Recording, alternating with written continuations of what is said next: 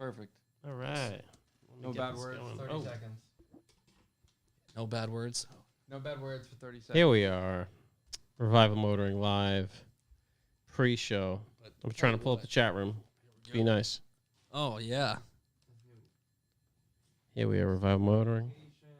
Getting in here. BAGRIDERS John. I hear myself. Oh, here we I are. hear Chuck over here. Here we are. Pop out that chat. Did you lock that or no? We're live. Revival Motoring. Do you just remember what sounds are the colors? Yeah. Wow. Yeah, you'd think it would have some type of way to just label it. You would because think. You had to put like a little... And remember is not exactly the word for it. I kind of... Ah, okay. You need a little... Tim Connor's in the house. What up? DJ in the house. What's up? Scott Averone. While we're early, what's up, guys? Gus in the house. Gus? Good to see him. Some real support in the chat room right now. Josh be able to pop that out and throw that up there. Yeah, I get to see the chat. Really distract us a little bit. We're just pre-showing right now. Part of the show. Integral. It is now an integral part of the show. Everybody in the pre-show should know that my Foldy Flip Boy's back. We're gonna see. Mark this date. Ooh, wow. It's the 16th. We're gonna see how long it goes before I have to send it back. Yesterday. It's literally back in action as of the 15th. So we're gonna see how long this thing sticks together for me. Broken by Christmas. You going for days Yeah, without probably. an accident or days? No, there's no accidents. It's Okay. just poor build quality. It's a poorly made phone. Okay. I'll tell you what, though. Tell me what. If this thing's folded, you can drop it wherever you want. Nothing's gonna happen to it. Okay. When you're just using it normally, pieces are gonna fall off. Yeah. Well, like I said, flip phones are on the way. They're just not here yet. They're right Yeah. here, buddy. I saw one last night. At They're that. right there, too. I mean, yeah, that looks like a newer one. This is It is. You're right. This one. This So be careful. It's this going to LCD break. screen. Whoa. Brand new. How about that? Yeah, no, I saw one last night at that concert, and it was very much like a flip. classic looking one. Yeah. Oh yeah, love the classics. I was like, wow, I haven't seen that in a minute. DJ in the house. What's going on? up, Oh, Kenda? holla, little Oh, Ken look in at the that. house. The Good to live see you. chat's up there. Yeah, Where's Josh? Josh is fixing the chat right now. He's coming. there are many days where I'm like, you know what I could do? I could just turn it all off, get a flip phone. Yeah. Don't- No, you need the Nokia brick. Oh, Nokia still makes stuff, and they're still not smartphones. They're awesome. do they really? Yeah. You trying to join Team Flip? Team Flip, that's going to last. Flip. I don't know if anybody's seen that thing I Phone. shared. on Nokia's got the old- banana phone too, which is sick. the old The Instagram. Matrix one that. The banana phone. Yeah. Just type in Nokia banana phone. It's like the Ring, one from the ring, Matrix ring, where you hit ring, the button. banana Yeah. phone. Oh, okay. I shared a thing of a Nokia brick, one of the ones that you could play Snake on, Yeah. where it was just somebody shooting it. Yeah, you And can't the break bullet that thing. broke. Yeah. Oh, this is perfect right here. We got a You banana? Nokia flip phone. No. 1, 2, check. It's the camera, dude. It's the camera that keeps me on. Dude, the battery. 26 days on a single charge. Oh, there we go. That's what you need. Imagine the freedom that provides. Don't worry. What if you weren't by electricity for 26 days? I know. You know? Large button keypad and emergency Yeah. contact button. Okay. Yeah. So they're for oldies now. Yeah. I was just going to say, Definitely not for younger people. Blue Plate Special is definitely using that. Big buttons, big text. I mean, that sounds All this nice. crap. Just Imagine trashing T- up our table. Imagine Bunch of stuff. T9 on this thing. I could love to get back to T9. It's first off, T9 is so much more convenient to drive and text with. Definitely. Unbelievable. Because no why it's necessary. It's perfect. Exactly. Just so you're looking at the thing, you know. Oh, I never owned it. I never owned an Nextel. Never had an Nextel. No. Oh, I had Nextel. Oh, Yeah. How I had was the it? copper one. Ooh. Birdman over here. How much is this thing? Oh, they're cheap. It's got to be like Currently 30, only 36 available bucks. for in-store pickup. Yep. Well, your credit ain't exactly great if you're buying one of those things. You know what I mean? Yeah, or you're not savvy with the internet. They ain't shipping you nothing. Yeah. There are no stores near you that are available for in-store pickup on this. Go Well, ahead. it's a All hot in item. Florida. Go ahead and not type it helping in an him. Alabama zip code. I Watch was somebody pop up. Oh my God, the banana phone. Now I know. Banana phone's sick. Yeah, that's wild. I almost bought that. I was on the brink, and then I realized I got to check email all the time. How all day for inconvenient that work. would be to own. Yeah. It would literally ruin my work. It would make my life so much better and then ruin my work immediately. All right, so I'm searching all good Alabama. It's not there. No, nothing. I don't think this phone exists. I think it's a tease. I think it lures you Nokia. in, and then when you get there and they don't have it, you're like, I guess I'll buy a smartphone. Nokia tried to remake the banana phone back in 2018. Didn't work out. Oh, I do miss my BlackBerry. Tim Connor's got a good point. I really enjoyed the BlackBerry game. I had the Pearl with the little ball in the middle. I never got into one of those. Really? No. I had a few. They were I good. don't remember what happened in that era of. No, company of didn't do phones well. and Time. Yeah, company didn't do well. Yeah, it was because of iPhone, right?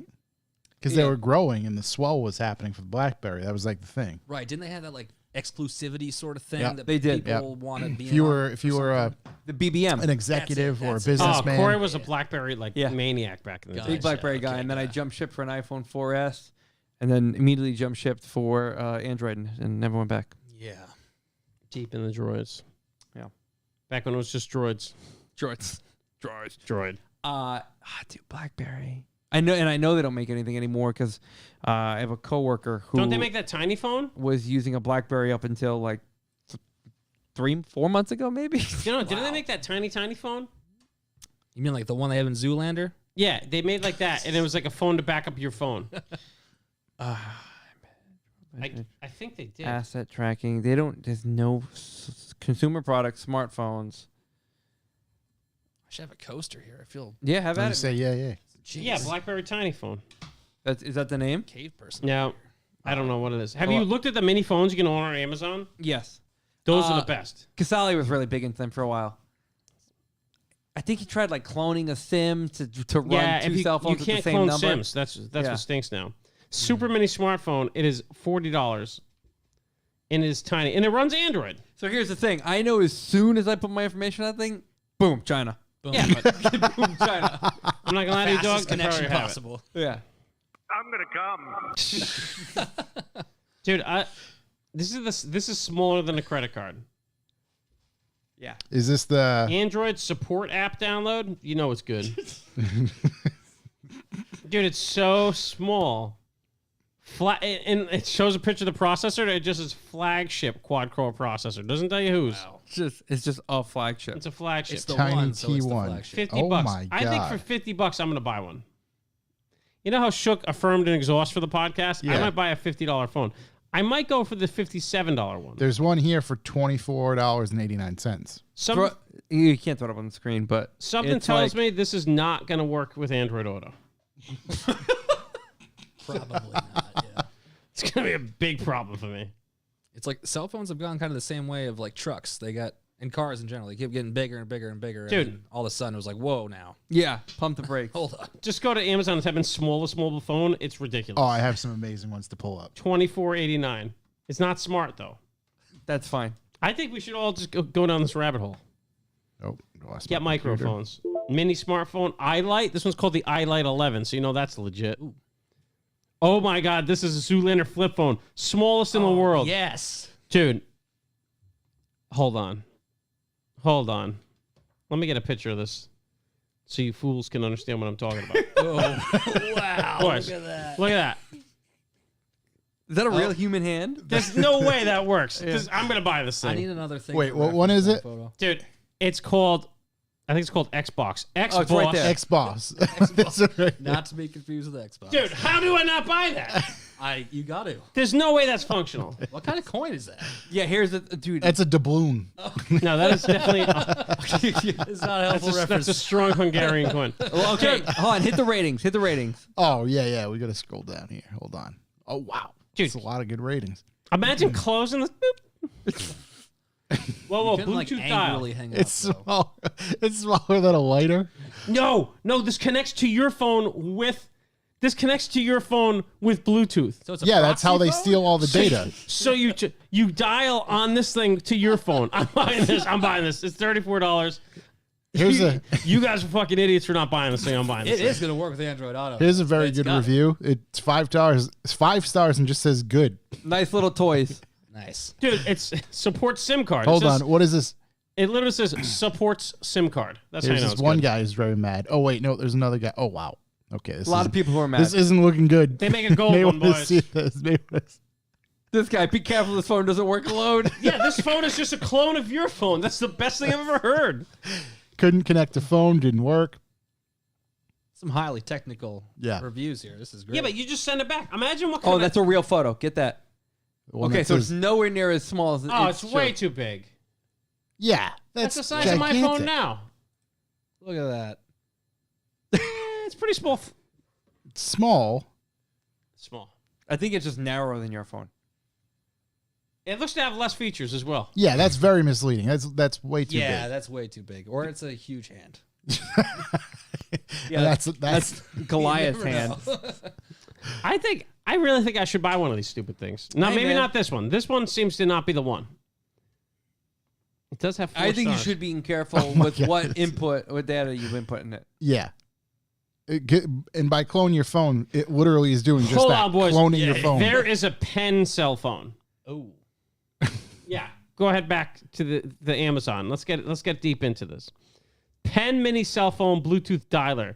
It's got a tiny screen and it's a pen. Go down. Oh, yeah. All these guys with Apple Watches think they're cool. No, buddy. You type in pen mini cell phone. Yeah, click that. It's right there. All right. Oh, there we go. There we go. All I'm saying is imagine you show up with that to a meeting. You put this thing on smartphone. It's a music player. It's rechargeable. Bluetooth. Brand Lucky You. Wireless carrier T-Mobile. Sono technology 2G. Sometimes this isn't going to work at all. Hold You on. guys remember when 3G came out and it was like the best? Yeah, dude. I've Now had it seems headaches like ever just- since. Now it's just got worse and worse, I feel like. This is a piece of Look at crap. this Do not review. buy. First 3 ink last only for 2 scratches. You can't make calls on the phone. The short review, shit sandwich. Go up. Click the customer photo. These are my favorite. Nice. That looks like that photo was taken on the phone. yeah, too. Now, second with his other mini phone. I don't know, man. There seems to be a lot of mini phones on the market that are real hot right now. Yeah. This is an up-and-coming market for sure. Yeah. I don't know which one's for me. The funny thing is that little foldy phone, best reviews out of all of them. None of these have over 1,000 reviews. That is not a good sign. Maybe you should ask China. Oh, this one's got 731. I mean, it's popular. I don't think this is that small. Can I get customer pictures of this thing? Broke customer review broke twice. Shouts to Tim Connors in the chat. What's Timmy saying?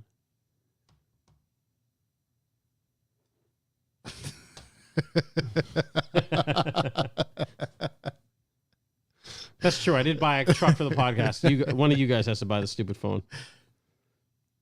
That's the most expensive Podcast accessory. Yeah, most expensive story I ever did. We'll get into it. And it's only 1 episode. It's worth it. Totally worth it. It does look pretty cool, though. It does. Yeah. It is cool. It's not going to be 1 episode. I'm going to stretch it out pretty much to the end of time. Sounds very Gotta good get too. more content out of that for sure. Yeah. Yeah, that baby's that's a content queen out there. That's my content queen. Especially once it starts breaking. Oh, yeah. boy. Breaking cars is just the fountain of content. It really is.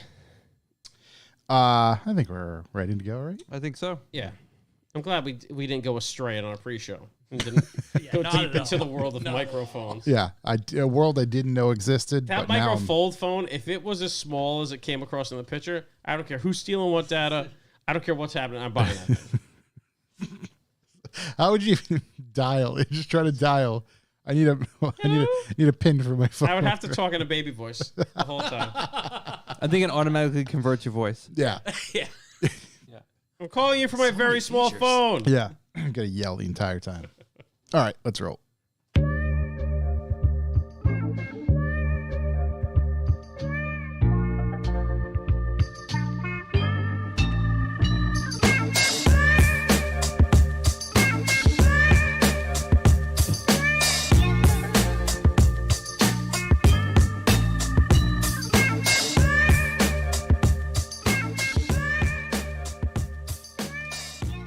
Welcome, ladies and gentlemen. I am Josh Garcia, and this is the Revival Motoring Podcast. As always, I'm joined by Chuck Hu Hey, Josh. and Corey.si.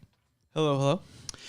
This week in studio on the show to join us and talk all things all things cars, not even just, bags and bag rider accessories, I didn't do that. is our longtime friend, Mr. John Hall from BAGRIDERS. Hello. Hey. Thanks for coming. Thank you. Thank you. Wanted to have you on Thank you, for a guys. while. It's great to have you here in studio. Yeah, thank you. So we're going to talk to him about a bunch of different things. We'll also cover some automotive news and events, different things that are coming up. But before we get rolling, actually, you know what? I need to go grab something from the out there. You going out of there? Yeah, I'll be back in 2 seconds. Oh yeah, we'll just we'll be dead silent. The whole time. So, Josh went to his spiel. The show's brought to you by you, and then he got up and left. What do we think he's getting? I think he's probably just left forever. He looked at the B for B numbers and he was You like, know- you know Off what? For a pack of I'm smokes. just saying While worth my Josh brings time. up what we're going to talk about, Pack you of know what I heard about smokes. P. Diddy? What do you hear about Papa Daddy? Diddy? He showed up to do a signing for his vodka, Ciroc, whatever it is. Ciroc, yeah, of course. Bad boy, And baby. there was only 50 people in line. Yeah, And he asked where the bathroom was and left. 100%. And just left. And then those 100%. people who showed up for him, who cared enough, they were just like, where'd he go? And That's he alpha. That's just alpha Go to the car, energy. left. Also, no one cares about you. Some may call that a power move. Yeah. This episode is brought to you by Jumpstart Coffee, which Revival Motoring will be selling next Friday. So we sold out of the cold start. We needed something, to get us by. Produce your cold cranking amps. Yep. Oh. Love it. Premium ground coffee. Now, Josh, can you drink that right out of the bag?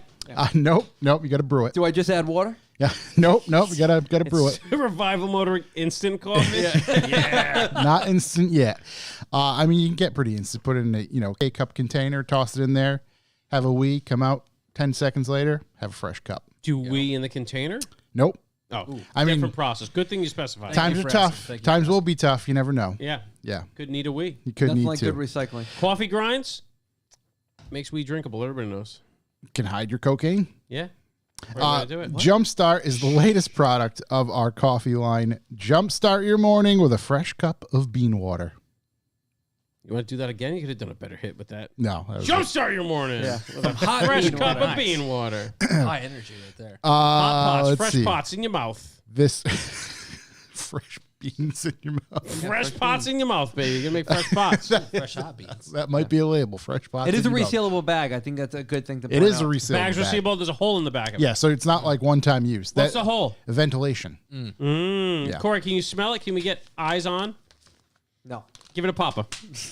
Throw it over. Ooh. That first smell when you crack the coffee bag for the Oh, first it's time. wonderful. Oh, no, if you get really in there, you can smell it. Oh, yeah, yeah. Okay. Yeah, rub it with your nose a get little in bit. You gotta rub it with your nose a little We're bit. going to make sure we use that one for promotional purposes only. One lucky person's going to get that bag. This episode is also Lucky son of a bitch. brought to you by everybody out there who supports the B4B. We truly appreciate it. We truly need you.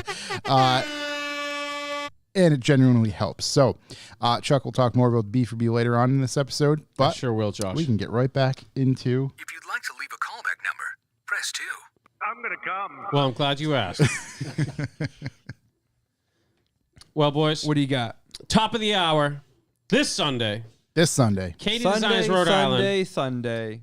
and other guys. It's Katie Designs and Blake, Tom, Ocean State Dubs. Ocean State Dubs, the OSDs. OSD. Katie Designs, Toy Drive, right here at 101 Dexter Road in East Providence, Rhode Island. Yep. Better come. I'm going to come. I'm going to come. Perfect. Bring some toys. Come hang out. Bring It'll be a toys. good time. If you can't attend, or If you don't bring toys. can attend Yep. and you don't have time to run to the store, you can donate to info@katiedesigns.biz. B-I-Z. B Yep. to the I to the Z. Yeah. Notorious B-I-Z. B-I-Z. Yeah, if you're not bringing toys, just don't show up, all right? That's true. We don't need you here. Do not come. Do not come. Do not come. But it's a great time. We're going to be hanging out basically all day. I don't know what time it starts. Josh, 9 a.m. it starts. 9 a.m. When's it end? Corey, I don't think there's an end time. no end time. 9 a.m. Yeah, till infinity. I think it's just till whenever. I don't know if they put That's it. not Would true. you get a big time. dinner? You guys all coming? I think it's the three of us again. Everybody bailed. I don't know who's. I think Jingles is coming. Oh, is he? He said he was. He said he was going to. I told him his fancy dress. Is it Toy Drive? Yes. Mm-hmm. Is there any minimum donation? No. No. No. No. Bring what you got. Yep. Rung what you brung. Exactly. New Gotta be new. toy donation. Yeah. Yeah, we don't want And shitty old toys. No Nerf guns. I No believe. guns. No gun Yeah, stuff. No guns in general. I can't believe that. I was right. If you get guns There to is no donate, end time. give it to me. 9 Yeah. a.m. Yeah. Nicely done. There we 9 go. a.m. No end time. And I got the email address right too. Info That's- at that's good. katiedesigns.biz. Wow. That's solid. Wow, this guy's been memorizing. I really shot that one into the dark. I love that, dude. Real professional. I love that. Landed it. Landed it. Somebody out there was going to get money randomly. What is happening? This is amazing. Again, it's Chuck at revivemotor.com. Yes. So yeah, that is happening this Sunday. Sunday. So be sure to attend. And then on Saturday, I mean, we'll do the coming up this week a little bit later. But Saturday! there's also an event Saturday, Lock City Drift. Is it Friday as well, or is it just Saturday? Just Saturday. So Love it. it says 2-day event in the thing on, I believe, the Facebooks because it's Saturday, but Sunday is the rain day if they need it. So Saturday. So It Saturday. looks like it's going to be beautiful Saturday. It's going to burn right off. Yeah, it's gonna be the Howl at the Moon, I believe they're calling it. Rumble in the Jungle? Rumble in the might be two. Saturday's actually looking good. Saturday's looking good. Yeah, so if it's good, Hey, it's the last Rock City Drift event of the season. That means these guys are going hard. Rock City Drift. They're going to explode everything. So you guys get out there. You want to bring your families. I think I even wrote this weekend is one of the last hurrahs for some automotive action. Big thing. Josh is going to be there all day. I'll be there Saturday. I think. Yeah, I should be there Saturday. That's a promise. Nah, not all day. I don't think I'll be there. I'm going. I just need some family stuff to fall through. Thank God that'll listen to this podcast. And if it falls through, I'll be there. I'm gonna come. Just need it to fall through, boys. Yeah, so that's this weekend. I can't wait. What else is happening this weekend, Josh? That's all I got. Perfect. Yeah. Friday, gonna go film some stuff, pick up some suspension for the old Mustang. The Steed? The Steed. Steedy be steedin'. Love suspension. I What love about me you, some John? suspension. Anything good going on this Yeah, weekend John, for what are you doing? That's a really good question, man. Boy. I think if the weather's nice, my wife and I are probably gonna do some stuff around the house. Nice. Try to get more Bed Bath and cars. Beyond. Don't know if we'll have time. I hope not. But probably getting cars ready for winter. Doing the Just tire prep in swapping. general. Make sure brakes are good, oil's good. They're all Subarus, so the oil's probably not good. Not great. It's not great. It's got a real sheen to it right now. it's, you know, nice Metallic and, sheen. nice and metallic-y. So we just hold a magnet to Yeah. it. Pull that out while you drain it. As much as you can Works get. every time. Yeah. Let's see. What do we have for callbacks? Well, John brings me to my next little callback, which is a nice little transition. That up here in New England, it's almost winter tire time. Yes. The further north you are, it's probably winter tire time. Vermont. It Over is. here, personally, my date's always the day after Thanksgiving. Thanksgiving weekend for Black Friday, I go out there and I throw snow tires on everything. It's time to wrap up the fun toys, to bring them out for the last hurrah down to the toy drive, then wrap those little babies up. Wintertime. me. Those little bundles of joy. It's bundles of joy. This is my favorite time of the year, as I say every year, because I just don't have to worry about cars anymore. Fuck them. It's my least favorite time of the year. Oh my God, I It's getting can't wait. cold. It's dark. It I was telling you snows. guys, I like the build time. Yeah. It's always the time. It's like, all right, time to tear it apart now. So I will say, at the very least this year, at least I have a deadline, if you will, of shit to do on a car. So What is give me that something deadline? to do. Yeah, what's the first, deadline? First Lock City Old event. Joshy Paddock talk over here. First Lock City event. Yeah, All right. Sometime in March, isn't it? March, yeah. So are we gonna March. be getting? I got my deadline's Josh, March too. Ooh. Are we gonna be getting Josh build updates? Oh yeah. Yeah. hell Oh, we're gonna Yeah. get. We're We're- gonna yeah, get. We're in a minute. compiling. Don't you ruin that segment. The Paddock talk segment. Yeah, Ooh. Paddock talk. Do I need to add that? Big Ian. yeah. We're gonna get one in a minute. Sup, Ian. Love that guy. What up? What up? Yeah, it's time, man. It's time for I the gotta- cars to get off the road. You know what's interesting is I've dropped the ball on ordering a new set. I totally forgot I need a new set of snow, so I got to get on that. Oh boy, you're fucked. I looked luck. a few times. Buried. A lot of stuff out of stock. Coming from Alabama. You better get Bobby Digital on the phone over there. I was At gonna Katie say. Designs Rhode Island. Get those Artemaxes going. We've been sending Bobby Digital over there some work via my work and just a handful of other things. We're trying to find winter tires and things like that. Yeah, hasn't been going well. No. A lot of things out of stock. Your boy's trying out some Michelin Ice X3s for the first time after years of being a Blizzak man. I was going to say, you're on like set number 3 or 4, right? Of like, oh, nope, they don't have that. Nope, they don't have that. No. This is what I wanted. Okay, all right. It is. I am definitely on winter set number 4 over the past like 4 years was I buy winter tires for everything like an idiot. So if anybody needs 20-inch winter tires, I'm your boy. I got a set of brand new Blizzaks in the back. Ooh. And then I was like driving somewhere today and I was like, shit, I think I actually have X5M snow tires and wheels at my old shop. So shouts to the guys at Rotiform for hooking me up with my new ones. Nice. Yeah. Get that new. And those brand new tires. Yeah. You know, supposed to those have 200 miles on them. Yeah. And then I got to put, my father-in-law's commandeered my CRV, so I might not put the snows on it, but if I ever get it back, I will. So instead of CR free, it's CR taken. Yeah, I'm going to see how bad my all-terrains are on my Taco, because I was totally confident they're going to be great in the snow, and then I talked to Jesse, who was like, no, you've driven in real snow tires. They're going to be terrible. Yeah. Michelin Pilot 4s should be fine for Pudva in his Mustang, I think, right? They should be fine. I think. Yeah. 205/50 17 snow tires in Plainfield, Vermont. I should have had you pick them up for me. It's a short trip. Cheap money too. They were used on a Subaru. Wow, that's shocking. In Vermont?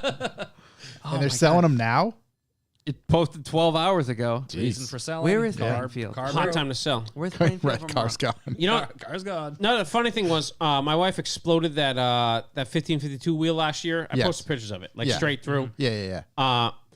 And I was going to have Swoops weld it, and then Kyle was taking the tire off, and he's like, you'd be crazy to have anybody fix this wheel. It's so exploded. Yeah. So I bought her a non-matching 15 rotiform for one of her wheels. Same offset and everything? Yeah. She's going to be peg legging. Which this is a good question. What do you know the name of that wheel?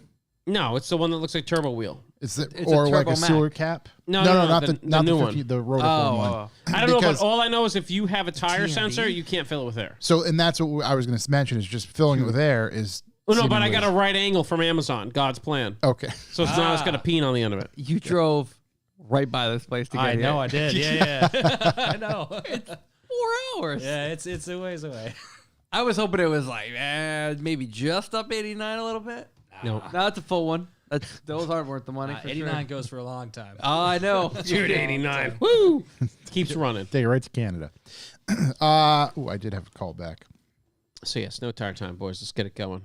And if you're down south, I feel bad for you. You don't have snow tire time. It's best time.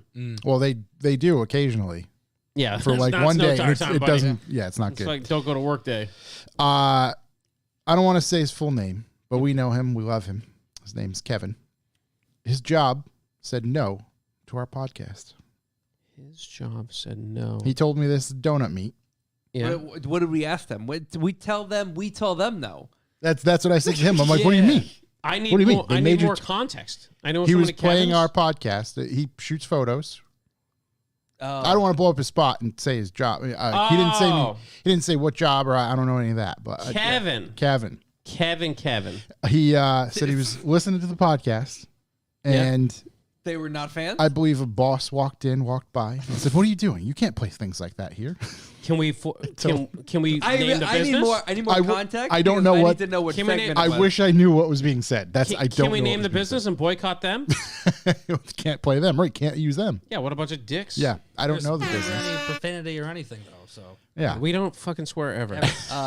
I would like a follow up from Kevin. Yeah. Yeah. As to what was going on. and the thing is like, We never even. We I What are we think- talking? right we on talking top. like Predator motor? Or we it could be. Yeah, no, exactly. I assume it was recent. I assume it was was it recent. crab? Was it government takeover? Do they What was not? it? Do they not like mini phones? Maybe that's what it is. It's probably the big phone. microphones. It's big phone. It's gonna be big That's what phone. it's The big big phone phone. lobby. That's it. Big phone lobby. Big phone lobby. They just keep them this big for no reason. I'm on a little phone. Big hands. Big hand hand company. lobby. Yeah. I would like to know more. He did say that he I don't even know what Kevin does. rebutted. Besides be a great guy. Oh, he's an amazing guy. He rebutted and said, "Yeah, but there's like 3 of us in the building." And still, nope. Cut it Cut off. it right off. Cut it right off at the pass. Yeah, Ed Pudva. And my man needs headphones. Yeah. I'll tell you what, that's a big hit for our listens. Yeah. Big hit. Yep. Also, quick callback: the McLaren P1 that was flooded by Hurricane Ian Yeah. is now on Copart for sale. The YouTuber Hurricane Ian? I didn't know. I'm just that kidding. was- That's yeah. hilarious. No. He was the guy that had a beef with somebody. It's There's an a actual YouTuber person? during Hurricane Ian whose name was Hurricane Ian. I would just. And he had a didn't even- beef with what's his face there? Tommy F. Chuck. Oh, that's his name? Yeah, Oh, yeah. okay. I didn't even know. All right. Well, no, not him. Nothing to do with that.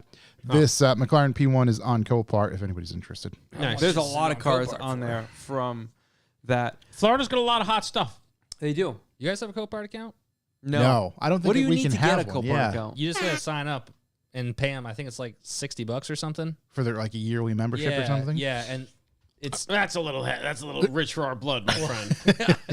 but it's a dangerous and enabling place. Oh yeah, it makes it like at one point I think I looked. I'm like, oh wow, that Corvette's only like $1,500. Cor, could you sign up for that right now? Water damaged. Right, and, half you of know. it's on fire. Currently but it's filling in my great. legal full name. There you go. Perfect. Yeah.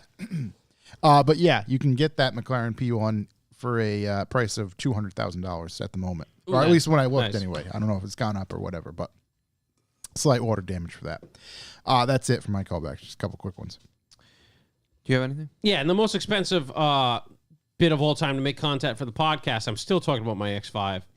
And I just like to everybody know I still love it. And it produces a crippling amount of brake dust. Yeah. Nice. Unbelievable amount of brake dust. I was telling... Ceramics or anything? What's up? Does it have Carmick Ceramics? Oh, thank God, no. No, okay. No. I was telling Corey, I had it in for something, and I talked to the guy in the service department, like, hey, man, when it's back there, like, just look at the brakes. They squeak like crazy. I was like, well, you know, with these M brakes, you're going to get some squeaking for all the performance. And I was like, okay. This is the kind of fucking position I'm in right now. Well, Like, they're better that way. yeah, it's just So like, you know they're good. all right, dude, I'll just swap the pads out myself. So I get some carbon pads coming in. Not carbon. Turns out whatever when they're you're called. trying to slow down a barge, it creates a lot of. Yeah. No, but the BMW brake pads, they like give them to you free. They like cover the Yeah. brakes for however many miles, so they just give you the worst brake pads on earth. Yeah, Right, my right. 1 Series, I mean, it was just, they just spray painted the wheels black. It's Dust. unbelievable. Yeah, it it's was unbelievable how bad bad they are, and the same with all of them. Every one I've ever had. I was trying the whole time I owned my X3 to find what are they called? Ceramic pads for Carbon it? ceramics. Yeah, just ceramics. I don't care. No, I have them on the car. Yeah. Like Hawk makes them. Hawk Yeah. ceramics. Yeah. Yeah. But they don't make them, so I get some EBCs for this thing. So How big's a brake pad? twice the size of this. I don't know. Have you seen Shaq's foot? Yeah, They're big pads, but they're still it's maybe $200 for front pads. I believe it. Yeah. Maybe a little less, but I don't know. I mean, it's worth it. Does Tarox make anything for you? Oh, that's actually a great question. I think I'm on credit hold with Tarox right now. Yeah, I think I'm currently. Something tells me my money's no good there. Fish out to Paul. So it's $60 a year for your Copart membership, Yeah. or $200, depending on what kind of, if you want a basic or Premier. What does Premier get you? Premier to me gets you You get more to- than one car a year. It gets you a safety vest at all their locations. That's Premier. I believe. A fast pass barcode scanning to view vehicles ahead of time. Priority in-member services Wait. call queue. Wait, is there a location we can go to? I don't know if there's one near us. If there is, I'm willing to spend the money right now. I think there's one in. Oh, I'm thinking by me, which is not where I am right now. Freetown, Mass. Oh, what? Exeter, Rhode Island. That's South literally Boston. that's right near us. Yeah. Can we go there right now? All right. Please hold. Bill Ricca. Oh, it's got all the spots. All the hot New spots. Britain, Connecticut. How about Granby. Johnson, Rhode Island? Nah, Let's go. Doesn't come up there. Wow. Right. What I honestly didn't know there were so many locations. Neither How did I. convenient. Yeah. That's unbelievably convenient, Josh. Yeah. I'm glad you mentioned it. Amazing. Thank you, Copart. Yeah. What else do I have? Do you guys have other stuff, or I'm going to continue? I have. rant? So I'm driving on the highway the other day. I'm Yep. checking on my mirrors like a good, safe driver. Mm-hmm. And it had just finished raining, so there's a bunch of mist blowing up behind me. And I'm looking, I'm like, what is that giant thing coming up behind me? Like, what is this? I'm in the middle lane. It is flying past me on the right lane. And I look over, it is a Bronco Raptor. Wow. Has anyone seen one on the road yet? No. I don't think I have. You're going to know. No. It's one of those. How good is it? It's got to be within like 1 millimeter of like the like highway safety sizing Yep. for like a okay. consumer vehicle. Yeah. Yeah. It's enormous. 6 Just to for midnight. sheer width. Dude, it was all black. All black. And like I like was like pumping my fist and honking my horn as the guy went by. Dude, it's so big. Nice. Yeah, literally. It just like the fenders come down and then like the flares just go out. Nice. It's huge. It's so cool. It sounded great. It looked awesome. It does all the things. I saw a normal 2-door one today. Just did everything for me. Still does just did it. everything. Yeah. Still does it. That's, I can't seen- even. If I saw a Raptor one, I think I'd crash. I was like, full stop, like, oh, let's go. I love it when there's those new cars that have that, like, the first time you see them on the road. I can't even think of the last Did Hulk time. Hogan's entrance song start playing on your radio randomly? Okay. I can't even think of the last time I saw like a new car on the road that I was like, holy shit. I had that like, it's a fucking super moment. You know, what I mean? Like, okay. Yeah. all like It's a workforce Supra. yeah, like all the Street Fighter videos, Yeah. people losing their mind. Like I had that moment, and it's a Bronco Raptor. I can't imagine how annoyed my wife's gonna get with me the first time I see one with her. I do. Just mansplaining. It was the whole just me thing. by myself, just Babe, having it's a Bronco Raptor. Yeah. Oh my God, I've never losing my seen mind. these. Oh my god. I was so excited. You know, it's See really those funny. baby 37s? Yeah. I think I mentally wanted to save this for a callback of what I've seen on the road today.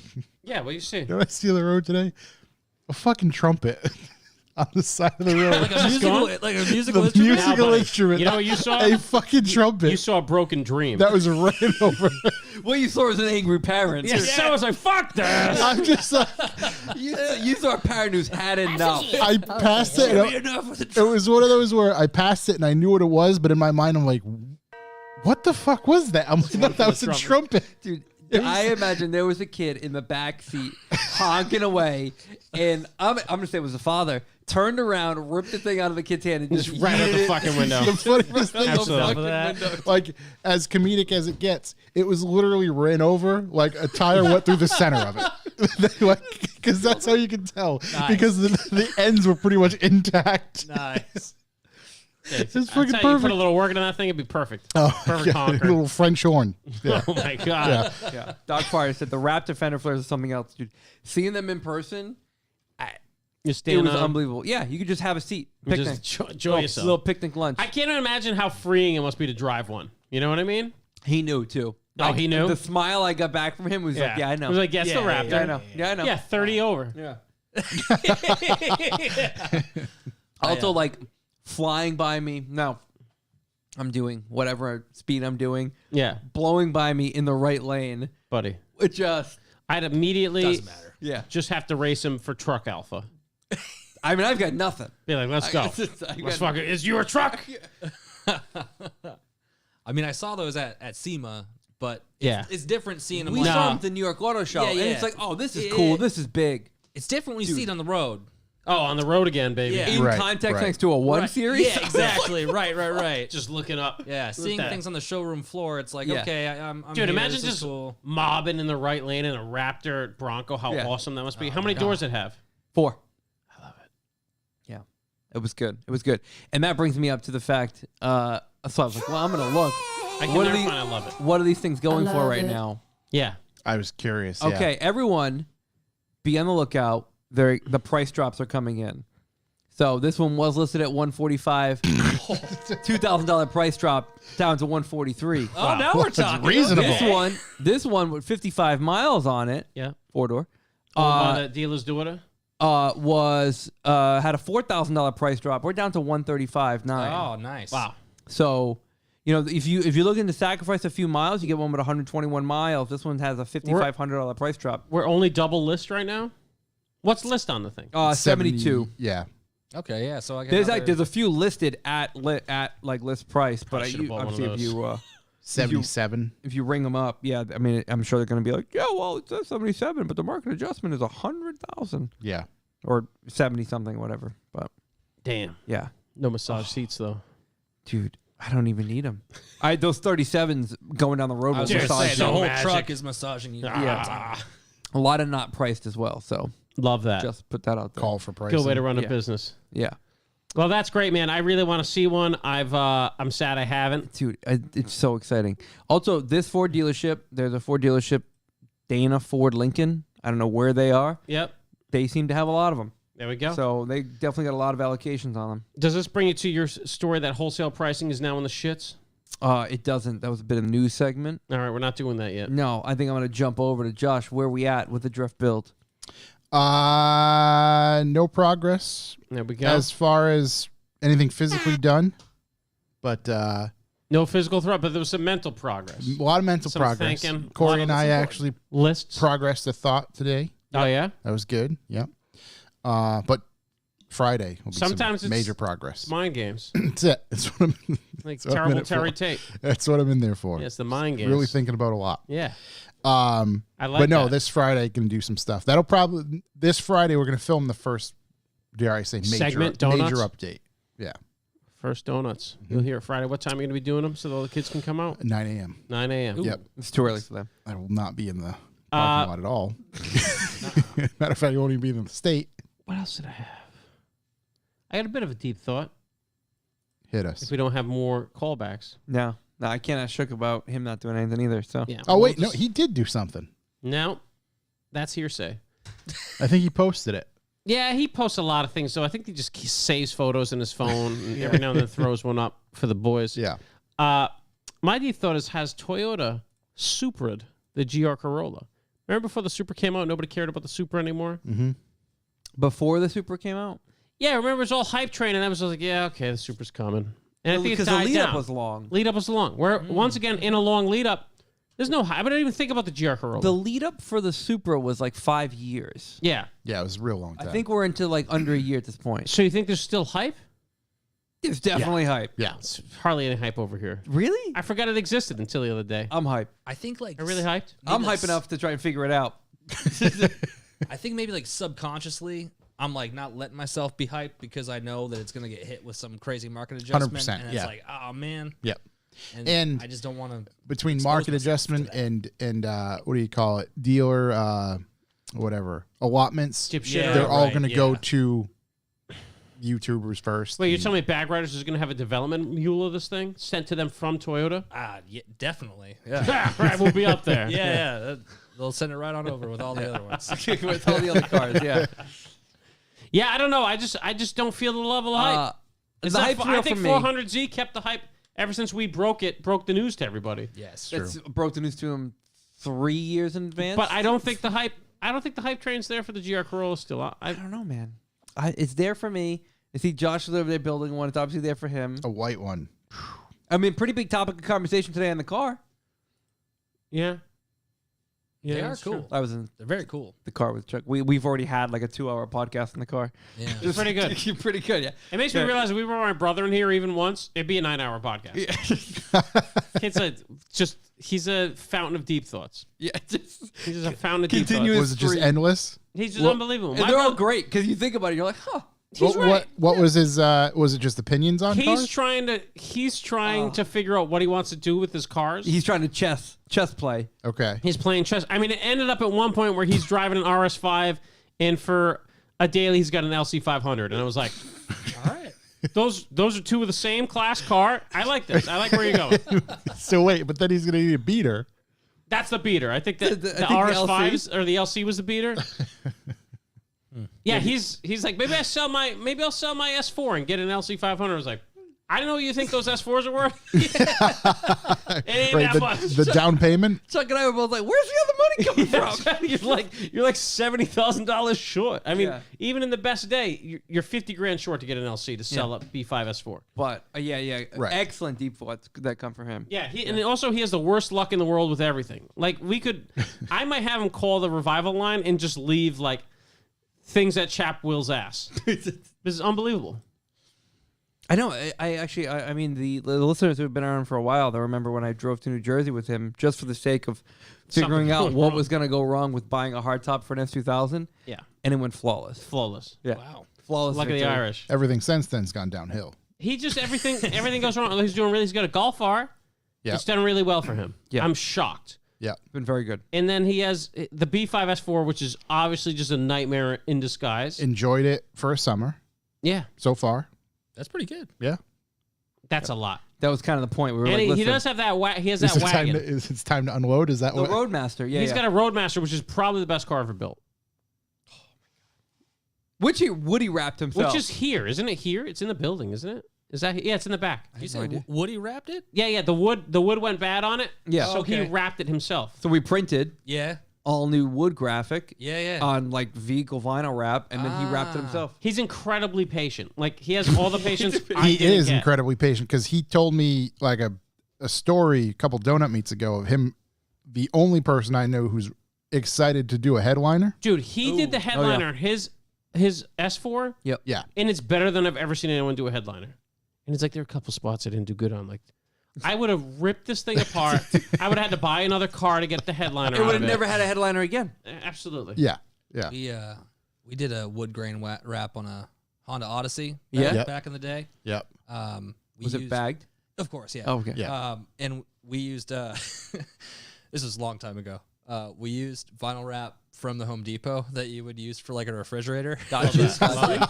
A bit before like automotive vinyl wrap really became like super popular. Yeah. Accessible. So this was, I want to say, man, like maybe 2010 or something. Oh, wow. Yep. We had like just moved into our location, and it was Will's family van that then got unturned into a family van. Yeah. Pretty rapidly. But yeah, lining up all that wood grain was Right, making it match. Yeah. The grain's Believe it or not, that vinyl wasn't made for cars. Yeah. Well, the key was printing strips the entire length of the car. Yeah, it does. Yeah, but it that makes didn't good even sense. matter though, because the gaps are so giant on those doors. It doesn't matter. Like we literally just picked some wood grain from the internet and printed it. Yeah. There you go. Just replicated it over and over and It's over. shocking how good it came out. Yeah, it's very good. Love it. Yeah, so I have to weld shut the hole in the back of that car, but we'll figure that out next spring. Yeah. There's a hole in it? Oh yeah, That's just airflow. it's just a little rear air conditioning in the winter On back the there. floor? It's kind of like the floor to the fender in the back. It's gonna be more of it's Does gonna water get in? Nah, not if you don't drive it in the rain. Perfect. It's gonna be more of a weld one side down, ball peen hammer it even, weld the other side down. Yeah. Nice. Hold it in Classic. place, right. Classic. I'm gonna take the needler to it and see if there's any car left when we're done. Yeah. Ooh. Nice. Those are the best. The needle scaler. Oh, needle skillers are so good. Yeah. Love it. I know I have a lot of friends that are way better than me at welding that I'd love to see this as a cry for help. Basically everybody. Yeah. So yeah, we You got better that have going a on. fire extinguisher on hand. Yeah. Oh, not Tony, by the way. Not Tony. The level of stuff you'd have to take out of that car to remove, It's a shocking amount of carpet and seats and. it's like looking at Insulation. it. It's like, hey, it's a lot of car. Have you ever seen the back seat on one of those come up? You could literally put the biggest Yeti cooler between the middle seat and the back seat with the back seat up. Really? It's unbelievable how much space there is between those two seats. It's awesome. One of the best cars ever. Yeah. What is it called? Roadmaster. Buick Roadmaster. Yeah. Big shouts. Big What does big Buick, LT. what does Buick need to come back? Roadmaster. Yeah. If we bring back the Master on back. Yeah, they made an man. honest effort with the Regal. Didn't bite though. The Regale. Yeah, the Regal. Buick Latrine. Were they running with like some marketing for a couple years where they were trying to be like no one hip? Was Yeah. that Buick? Or the- Yeah. Yeah, Oh, it was yeah. Buick. Yep. Yeah, we went. Regal. We were at the auto show and seen their display, and it was two cars that were painted like a pastel color, Okay. and that's it. All right. That was all. that Minimalism. was their It's like the Apple their Store. effort, Yeah. and nobody around wanted to talk or even look at you. All It's right. perfect. They were definitely all embarrassed to be there. Yeah. Like, Yeah. fuck, I gotta wear the Buick tag. Yeah. Shit. Here we are. You know, out back, like all the G employees had to like draw straws. It's like- Yeah. Who's going to be in the Buick booth? yeah. Who's that guy? Anything else for callbacks, deep thoughts? I'm ready to keep this train moving. Okay. Well, I put in coming up this week, but again, this Saturday and then Sunday is your last hurrah for some automotive antics or action, whatever you want to call it. So this Saturday's Lock City Drift. Beautiful. And Sunday, KD Designs OSD Toy Drive, 9 a.m. at the facility here. It's a pretty stacked car weekend for the end of the year. For sure. Yeah. And it Pretty looks stacked. looks clear, cold but clear, which is good. And people, I mean, if you haven't been to the toy meet before, the toy drive, it is really just to come hang out, Yep. BS in the lot. It's like a giant donut meet, kind of. Matter of fact, Lock City Drift, they're also doing Toy Drive too. Toy drive. Yeah. Oh man, that's great. Yeah. So Double toy drive. We get some kids. Lots of toy drives. We get kids some toys going on here, Yep. you know? Lots of toys out there. Want to let's get right into B4B. You want to? Yeah. Hey, guys, it's me again, Chuck from Revive Motoring Podcast. It's strange I'd be here right now. Nonetheless, Bucks for the Boys. Bucks for the Boys is how we keep this podcast moving.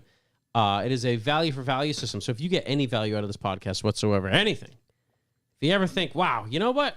that was important to know about mini cell phones at the beginning of this, or what Chuck's brother does all the time. Right.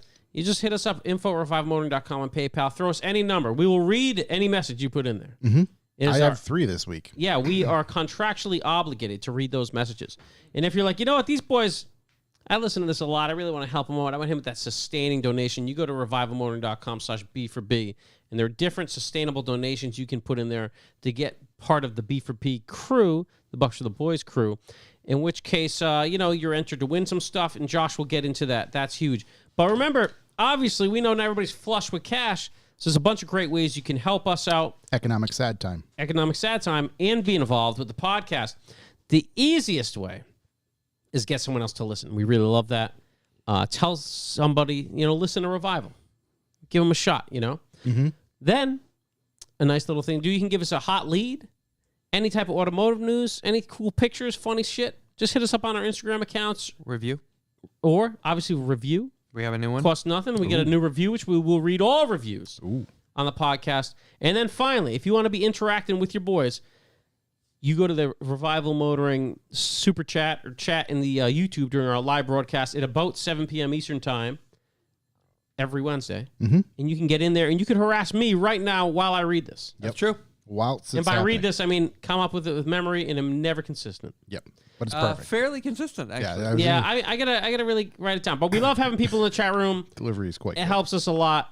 And we love you guys. Whatever you can do. Chat room. Chat room. We have a Discord. I haven't Discord. logged in too much. I got to get on there. You gotta get on. There. We do have a Facebook group as well. Yes. Really cut down on that hot dog content. Facebook's pretty much dead. Yeah. Thank you. Oh no. Really cut into those glizzies.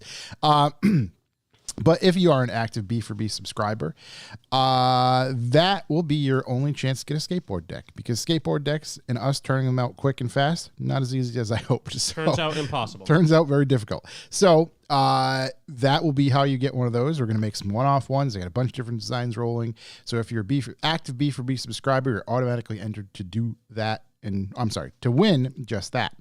Amongst other things, we'll have, miscellaneous things. Maybe this next one for December, you'll get a bag of coffee.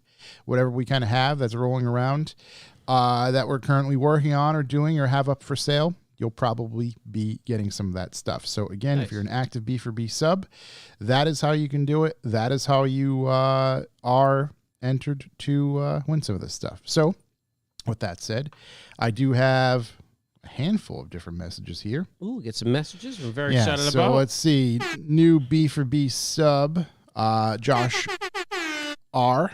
Josh R. We met him, actually, I believe. Oh, that Josh? He says, Big shout. hey, boys. Rocks. I've been meaning to do this for a while. Have been listening for a long time, starting with episode number 7 about H2OI. That's crazy. I learned about you That's my guys. episode. That's Corey's It is episode. Corey's episode. I learned about you guys from someone's story on Instagram, most likely either someone from Lock City or Jimmy O. I was an 18-year-old with a shitty blob-eye Subaru who thought he was the fastest kid in the Northeast. Then, We've all been that 18-year-old at this table. We've been there. listening to you guys who have been in the car scene since I was a toddler, totally not calling you guys old, That's fucked up. has been a real... That's rude. That's fucked up. I'm the youngest, even I'm offended. It's been a real inspiration. The knowledge I've gained from you guys' time in car culture is amazing, along with the awesome guests you guys get to have on the show. I'm 22 now with a slightly less shitty and not quite as slow Subaru that still hasn't blown up somehow, even though I abuse the hell out of it. Love to hear it. Keep doing what y'all are doing, and I hope someday I can be a big enough name in the community to be featured on the podcast as well. P.S. Loved meeting you guys at the last donut meet. Hopefully, I will have my JZX up here next year for the first meet. And if you ever want me, I can grab. And if you ever want, I can grab Moz for y'all before I head over since I'm in Bristol. Apple What a Dust nice Crumb. message. I'll tell you what. Yeah.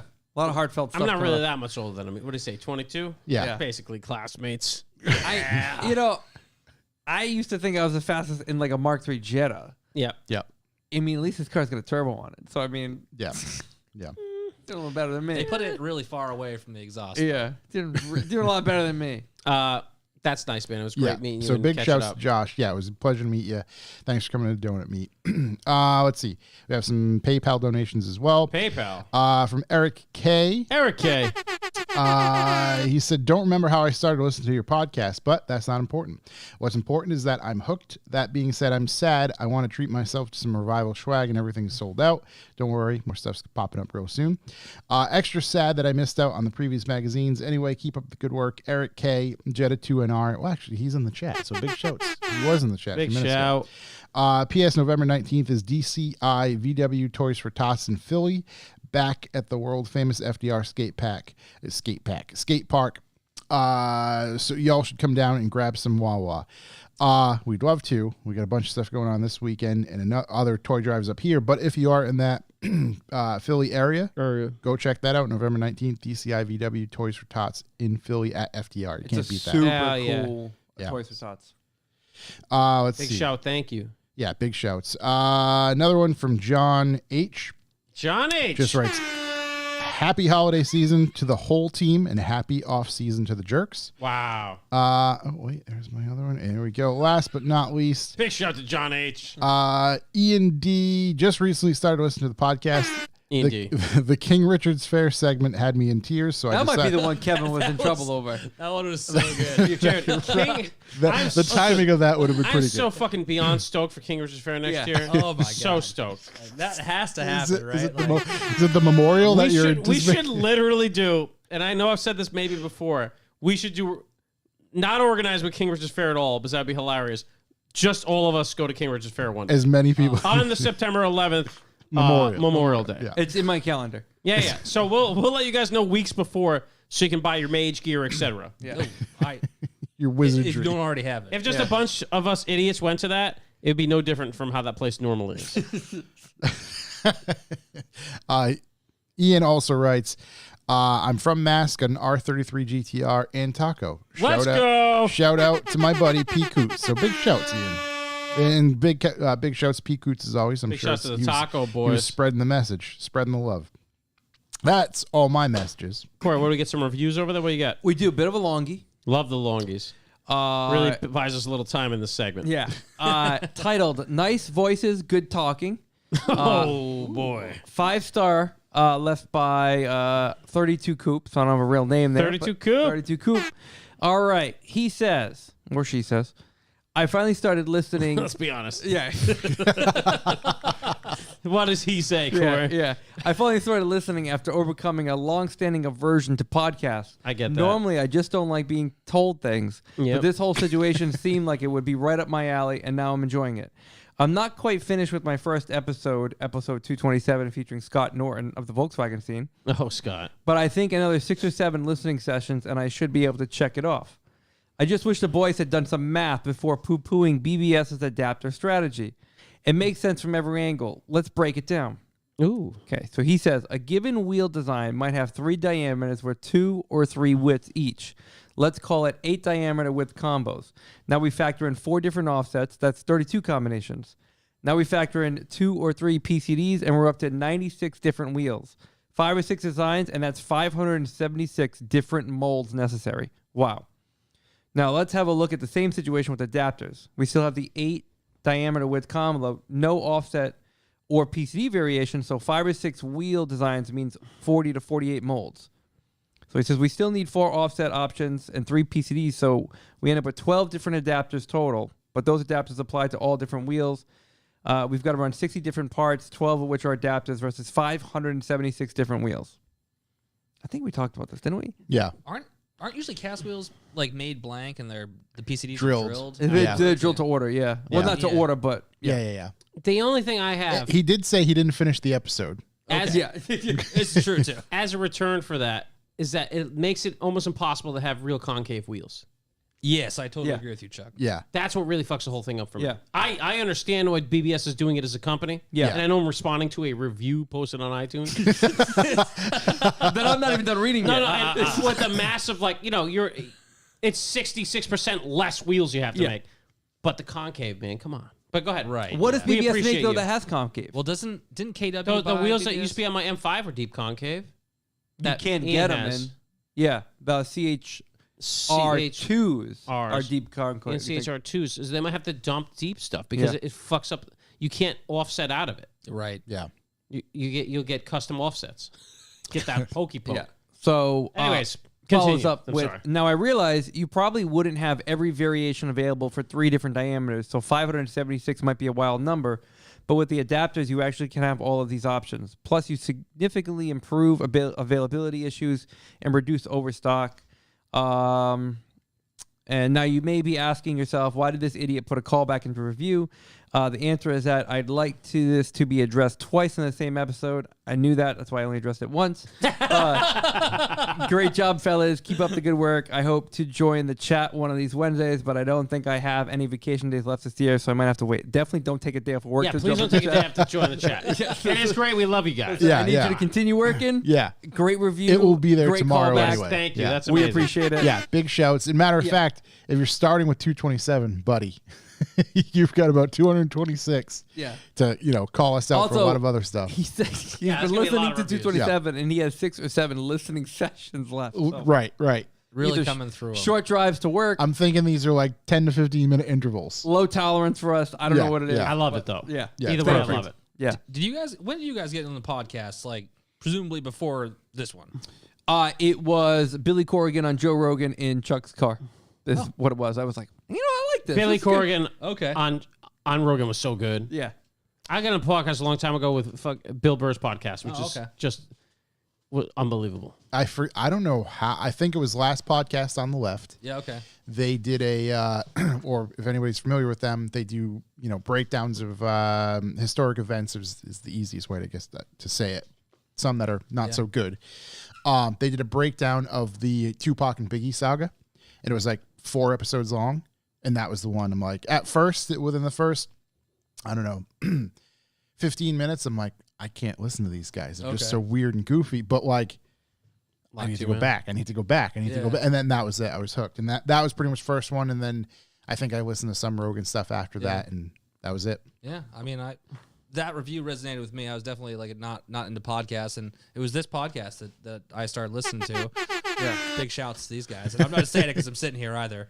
I think I've told you this before, but I mean, for me, it's like I always listen to this podcast when I'm at my shop. Yeah. And I kind of live further away from most people, so Yeah. it's like get to hang out in the shop. But it's like hanging out with people, kind of. Right. And that's I will say, I have to my office is about a 35-minute drive. Yeah. So it's easy for me to listen to podcasts. Yeah. I break them down into a day or two, a day and a half to listen to a long episode. Yeah.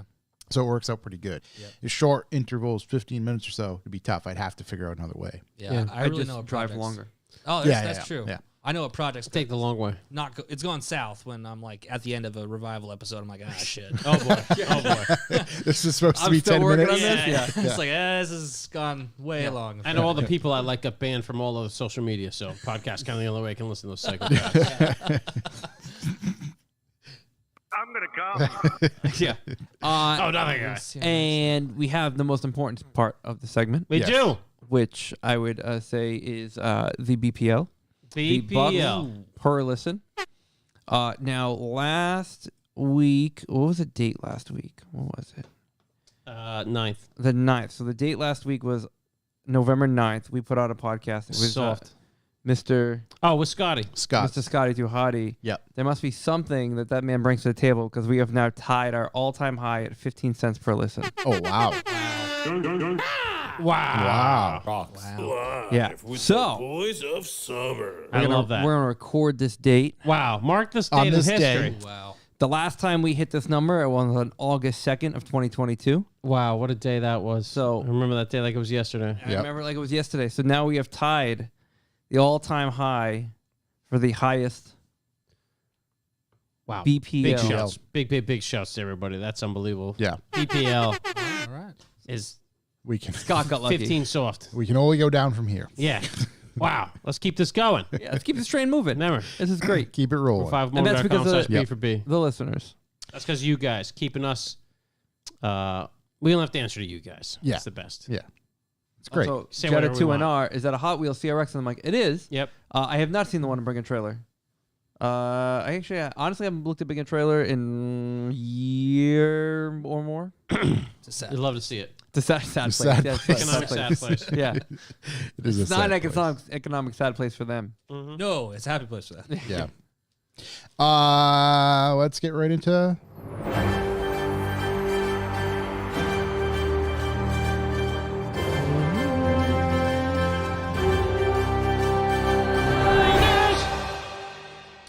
So I'm going to actually change this real quick because I want to show you guys some stuff. It's a bit more of a show and tell, if you will. Ooh, a little show and tell segment. That should go. Audi has we don't recently- all get HDMI ports, so well, come on, how can we show? Yeah, this is I unfair. can pull stuff. No, up. no, Swivel I'm around joking. with this It's unfair. thing, too. I'm seeing Chuck over here doing this. Swivel actually. around. Yeah, you you gotta get the swivel view. it. Audi Audi. has changed their logo. Have they? What now? I The think back. they changed how they put their logo on their car. Introduced isn't it new the same flatter logo? 2D logo designed for its 4 rings. What do you Logo mean? looks the same, but they see how it's flat. It's no longer 3D. You know what I like though? It looks like rally lights. It I does. See that. Yeah, I see Yeah. that. Yeah. And so I mean, BMW's made their badge like this for A few years now, right? 3 years. like that. I mean, the Rondell and Chuck C30 M3 is like that. Is it? Yeah. Oh wait, no, I'm thinking of Volkswagen who changed theirs. Oh, fairly yeah, recently. yeah. They So, but flattened the that. back one's the same. Oh yeah, huh? Looks like we changed it on the front. Did they only change it on this car? No, I heard it's being changed across the board, but I don't think they're using this as a as an So, option. so it's just for our Rethinking, people listening, which is everyone. Yeah. Mhm. It is just like flat printed Audi rings on a black cutout of Audi ring. Yeah, it looks There's no holes in the middle, basically. They looks got rid very of the donut holes. very very simplified. Are they? They're always overlapping, though, right? Oh, they're always Yeah, overlapping. yeah. Yeah. So it's the same logo, just printed now instead of molded. It looks Yeah. It's like introducing like it. a new 2D badge. That's the best way to explain it. It's 2D versus 3D. I think it looks like the rest of the car badges that are out there. Like you think about like BMW Rondell badge, you look like a Someone- Ford blue oval. Like it's just Someone got paid a lot of money to do To this. just do to this, be right? like, how we live exactly the same and tell them we printed it flat. Make it a sticker instead of a 3D thing. Exactly. Yeah. Yeah. Yeah, a little bit. Of, I mean- a little bit of epoxy on top of that, and we're good to go. Keep going down, Josh. I'm glad you brought this up, because nobody will ever notice. Let's see. Audi says our philosophy is that every detail must convey a meaning of serve and purpose. I bet it Oh, does. so what's the meaning of this? We want our quality to speak through the design and the product itself. well, Imagine how much someone got paid to write that. Oh yeah, my god. dude. Hopefully more than the logo. yeah. Look at my man Anthony down It, there. Audi isn't alone. Digital World, Volkswagen, BMW, Nissan. I don't know. Yeah. Revamp the logo. Yeah, it's definitely cost savings. Doc Fire in the chat room. Cost savings. Yeah, I mean Ford. Was just talking about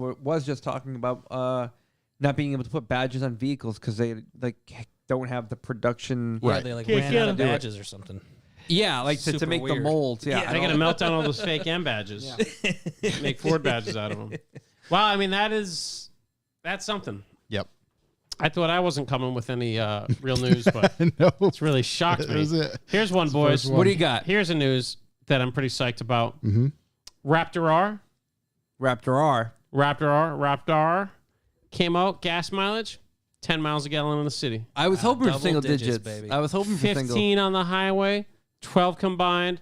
It fast though. Do you know how hard they had to stretch it to get it to be double digits? Hyper mile. in They had the, in the hyper city. mile, dude. It's probably just parked in the city. 10 miles a gallon at idle. It's just look at this thing. Look at the old photos, real grainy. Wow. That's not good. That's the style. yeah. Yeah. Raptor is sick. Toothy land eaters. Ooh, those are toothy. That's That's a very weird, Oh, got weird some- terminology. Fox knocks on it. This guy's Guy's wearing got a helmet on. Guy's and a Oh, he's vet. got- Why is he dressed up like a Mortal Kombat Yeah, he's character? I'm pretty sure Wolverine he from just got off his X-Men. dirt bike. Yeah, I mean that's a Raptor. My bad. Whoa, some rock I and thought roll. I thought the Ford website was. No, playing it might that for a be. minute. I'm looking for something specific for this. oh, That look would all the fit. way down. It said California restrictions. Please tell me they can't have it. Oh my God, where? Oh, Oh yeah, just it's consumer not as fun privacy. as I hoped it All right, was. Yeah. Yeah. I was hoping for something better than that too. Yeah. Anyways, it's a supercharged thrill ride. I've been told. Toothy. Yes. It's a very toothy thrill ride. So yeah, the gas mileage came out. It's hilarious. I'm all about it. Yep. I really am a sucker for this, but I think it's gonna have way bigger fenders, or else I'm gonna be a Bronco Raptor guy from now on. I think this is it. Do we have any footage? I I'm think waiting for the Bronco Raptor. it's definitely wide. I think they built the wideness into the fenders instead of the flares themselves. Does Right, BAGRIDERS you can have? actually see. They have a Raptor, right? You guys have a Raptor. We do have a Raptor. You Yes, guys we should do. upgrade to. Don't you guys Raptor tow R. with it? We do tow with it. How does that go? I mean, Tows? it does tow. It gets you to the things. event. It's not the best towing truck, but Yeah. it sure is comfortable. I bet it's And comfortable. You know what would make it tow better? V8. That's right. Probably. Now, it's the suspension's kind of soft in it. Like, it's comfortable. It's not really ideal for it, but Gets the job done, though. sure does look cool. oh, Yeah, it yeah. definitely looks cool. Yeah, I don't know. That's cool. So, yeah, that happened. That is very cool. What does that say? Go up. What does that say? It says its pulse is measured by in RPMs, not beats. All right. All right. Available of this late 2022.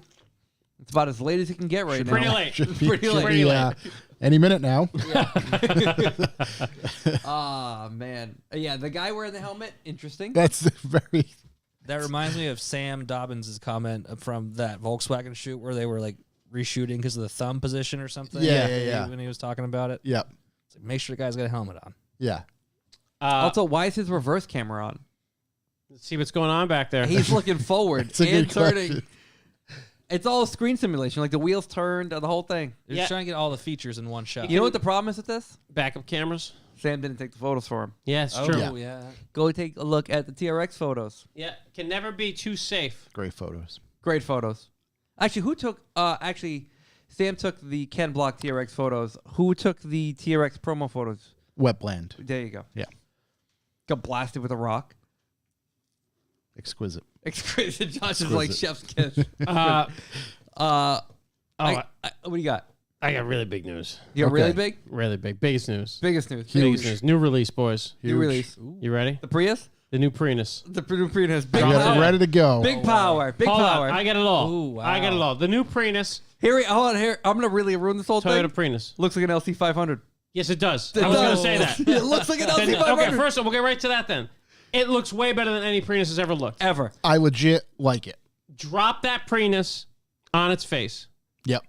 Put it on bags. You Put that boys have a Prius bag on of bags. Prius? Bigly in favor of that. Yeah. Yeah. Yeah. It looks pretty trite. It's got the electric powertrain in Look there. at Well, the electric hybrid thing. The back's not as great. No.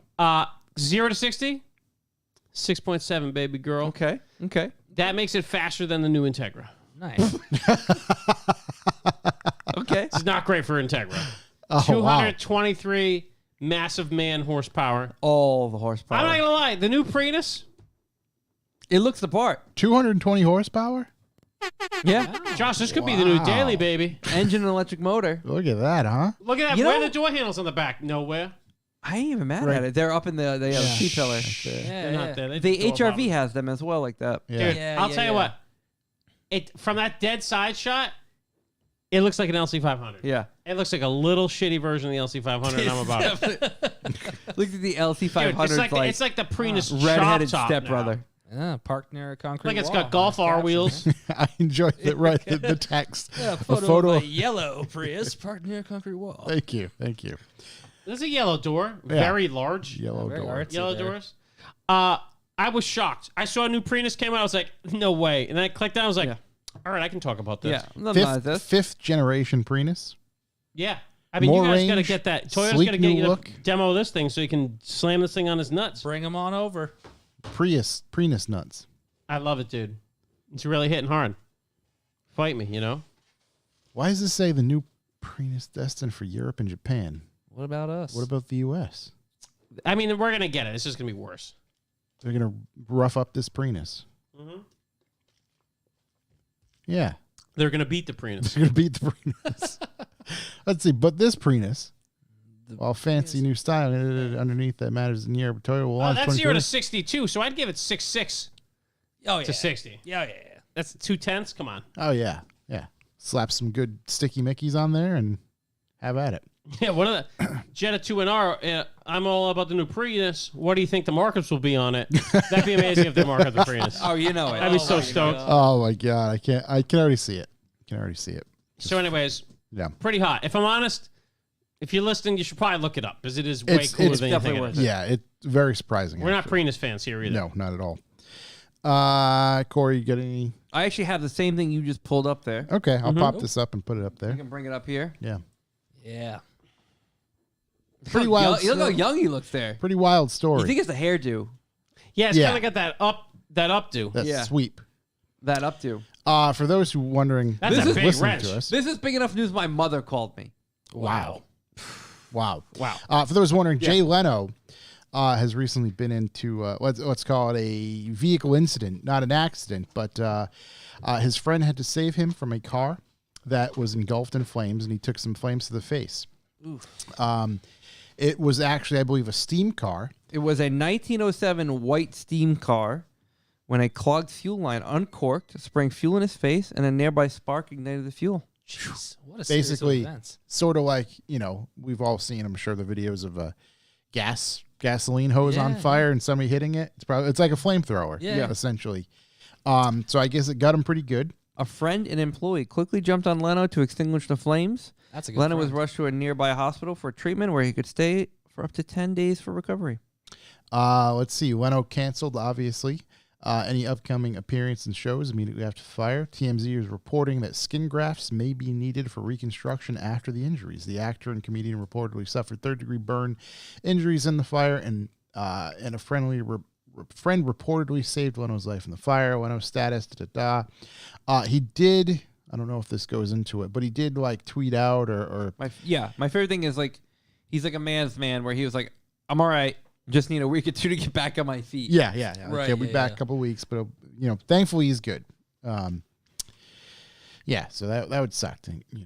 Yeah, we need that guy. Yeah. That's we could also. I mean, you could also argue to replace the president's picture up there with him. I was just gonna say. I was kind of thinking like, is he like grandpappy of cars? Yeah. He's like the Pope. kinda, yeah. He's the Pope. He's like He's the Pope. Yeah. Right. Oh, dude. Okay. I have an idea. I'm on the wavelength. Yeah, I'm on. I got you. I got an idea. I'm there. With some other stuff going on, Flying Miata will no longer sell you a V8 powered Miata. So the Colorado-based MX-5 specialists cite emissions regulations and government oversight. This is why I brought this up. Big overreach. As the reasons behind the decision. I was never going to be the one to buy a Miata and swap a V8 in it. It's not like I'm bummed that they're not selling anymore because I'm going to buy it. I've always thought the idea was hilarious. We've had a twin-turbo V8 Miata come here a few times to the donut meets. That thing's hilarious. There's an unbelievable build on YouTube you should check out. Tom's Turbo Garage, and I think over the course of 200-something episodes, I brought this guy up. But Tom's Turbo Garage, he's got an LS3 V8 Miata build in which he uses Flying Miata parts, and he sings the praises of these parts. Unbelievable, because he said they're just super nice fit and finish, and it's a bummer that they are no longer sell you a V8 powered Miata. However, I think the underlying statement here is that they are going to be able to still sell you the kit in order The parts to do it. because you could go ahead, you could buy it from them ready made, which I mean would be cool, I guess, if you have that money to do that. But also if you were looking for a fun kind of DIY project on that, you could buy the whole thing from them as a kit swap for that. So I'll sell you like an engineless Miata, and then the engine say whatever happens with these things says. Oh, I think it's more like, hey, we'll sell you the subframe, all the mounting, and pretty much everything. And this guy, I mean, it's a 15 or 16 part video series. All the videos are 12 and 20 minutes. It's really, I mean, I enjoy this guy. He's super quirky. He does a great job. He's got a lot of other cool stuff. Turbo LS powered Tacoma, a bunch of other weird things he's had. Nice. But that's actually how I learned about Flying Miata. And then now, because of government oversight, Overreach, boys. Flying Miata will no longer sell you a V8 powered Miata. So Yep. It's funny you bring that up, as I also have a government overreach Charlie Justice break it down. What do we got? government overreach report. Let me see if I can find my.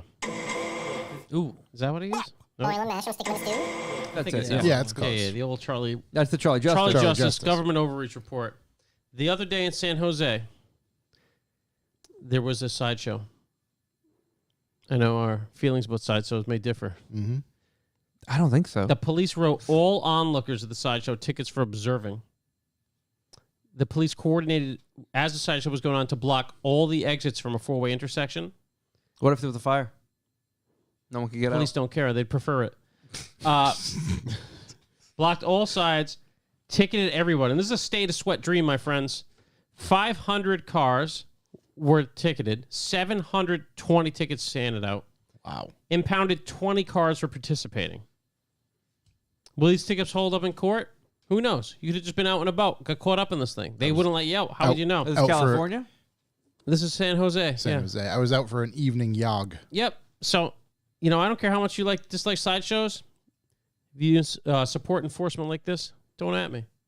This Unfollow me. this is definitely an overreach. Heavy overreach. You hate to see it.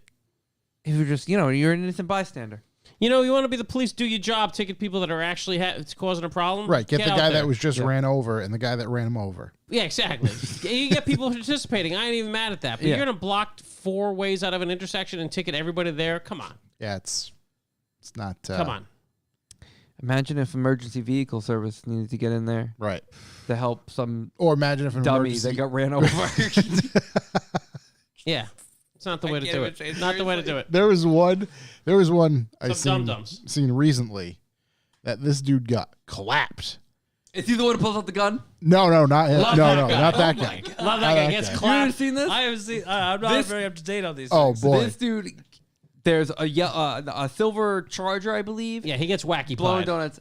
Hits this dude like he is a baseball on a T stand. To ball. Oh no! And he goes flying, and before he even hits the ground, he's pulled out. He's The standing gap. up with He's out with the Mac 10. I think he had a Glock with an extendo on Yeah, it. he's got that Really Mac an 10. extendo. no way. Probably had the nice switch. Yeah. And he's as he's standing up, he's pulling his gun out. And I'm like, I wish this video was longer. Yeah. The, Worst thing to do. the one recently, I The think maybe he dude- was just checking on his gas. Yeah. right, just making sure it's okay. Yeah. Gotta check Still on the firing, right. The one recently, dude gets slapped the fuck up by a vehicle. Matter of fact, he gets slapped by the vehicle so hard and it slaps him to the pavement that the pavement slaps back and he immediately gets right up and runs away. Oh yeah. Dude, it is in Wakata. like split second, just Wow. wapow, and then he's just gone. And you're like, wait, I gotta watch that I again. think my favorite still is the guy with the pants that came down. Well, which one? Because there's a couple of them. I only saw one. Yeah, no, there's been a couple. There's been some serious road rash on the the rectum there. Yeah. Yeah, rectal rash. Yeah. Yeah. I mean, I get the ticketing, but like, come on.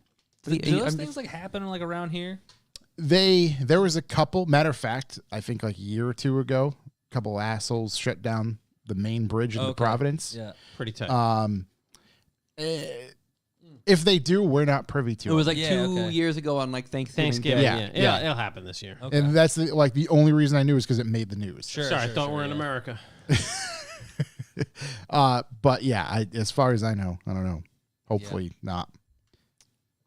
Not so big over here. The Bay Area. Yeah. Yeah. Big over there. Big over there. I mean, it's Bang the always been Bay. a thing because they were sideshows before they were takeovers.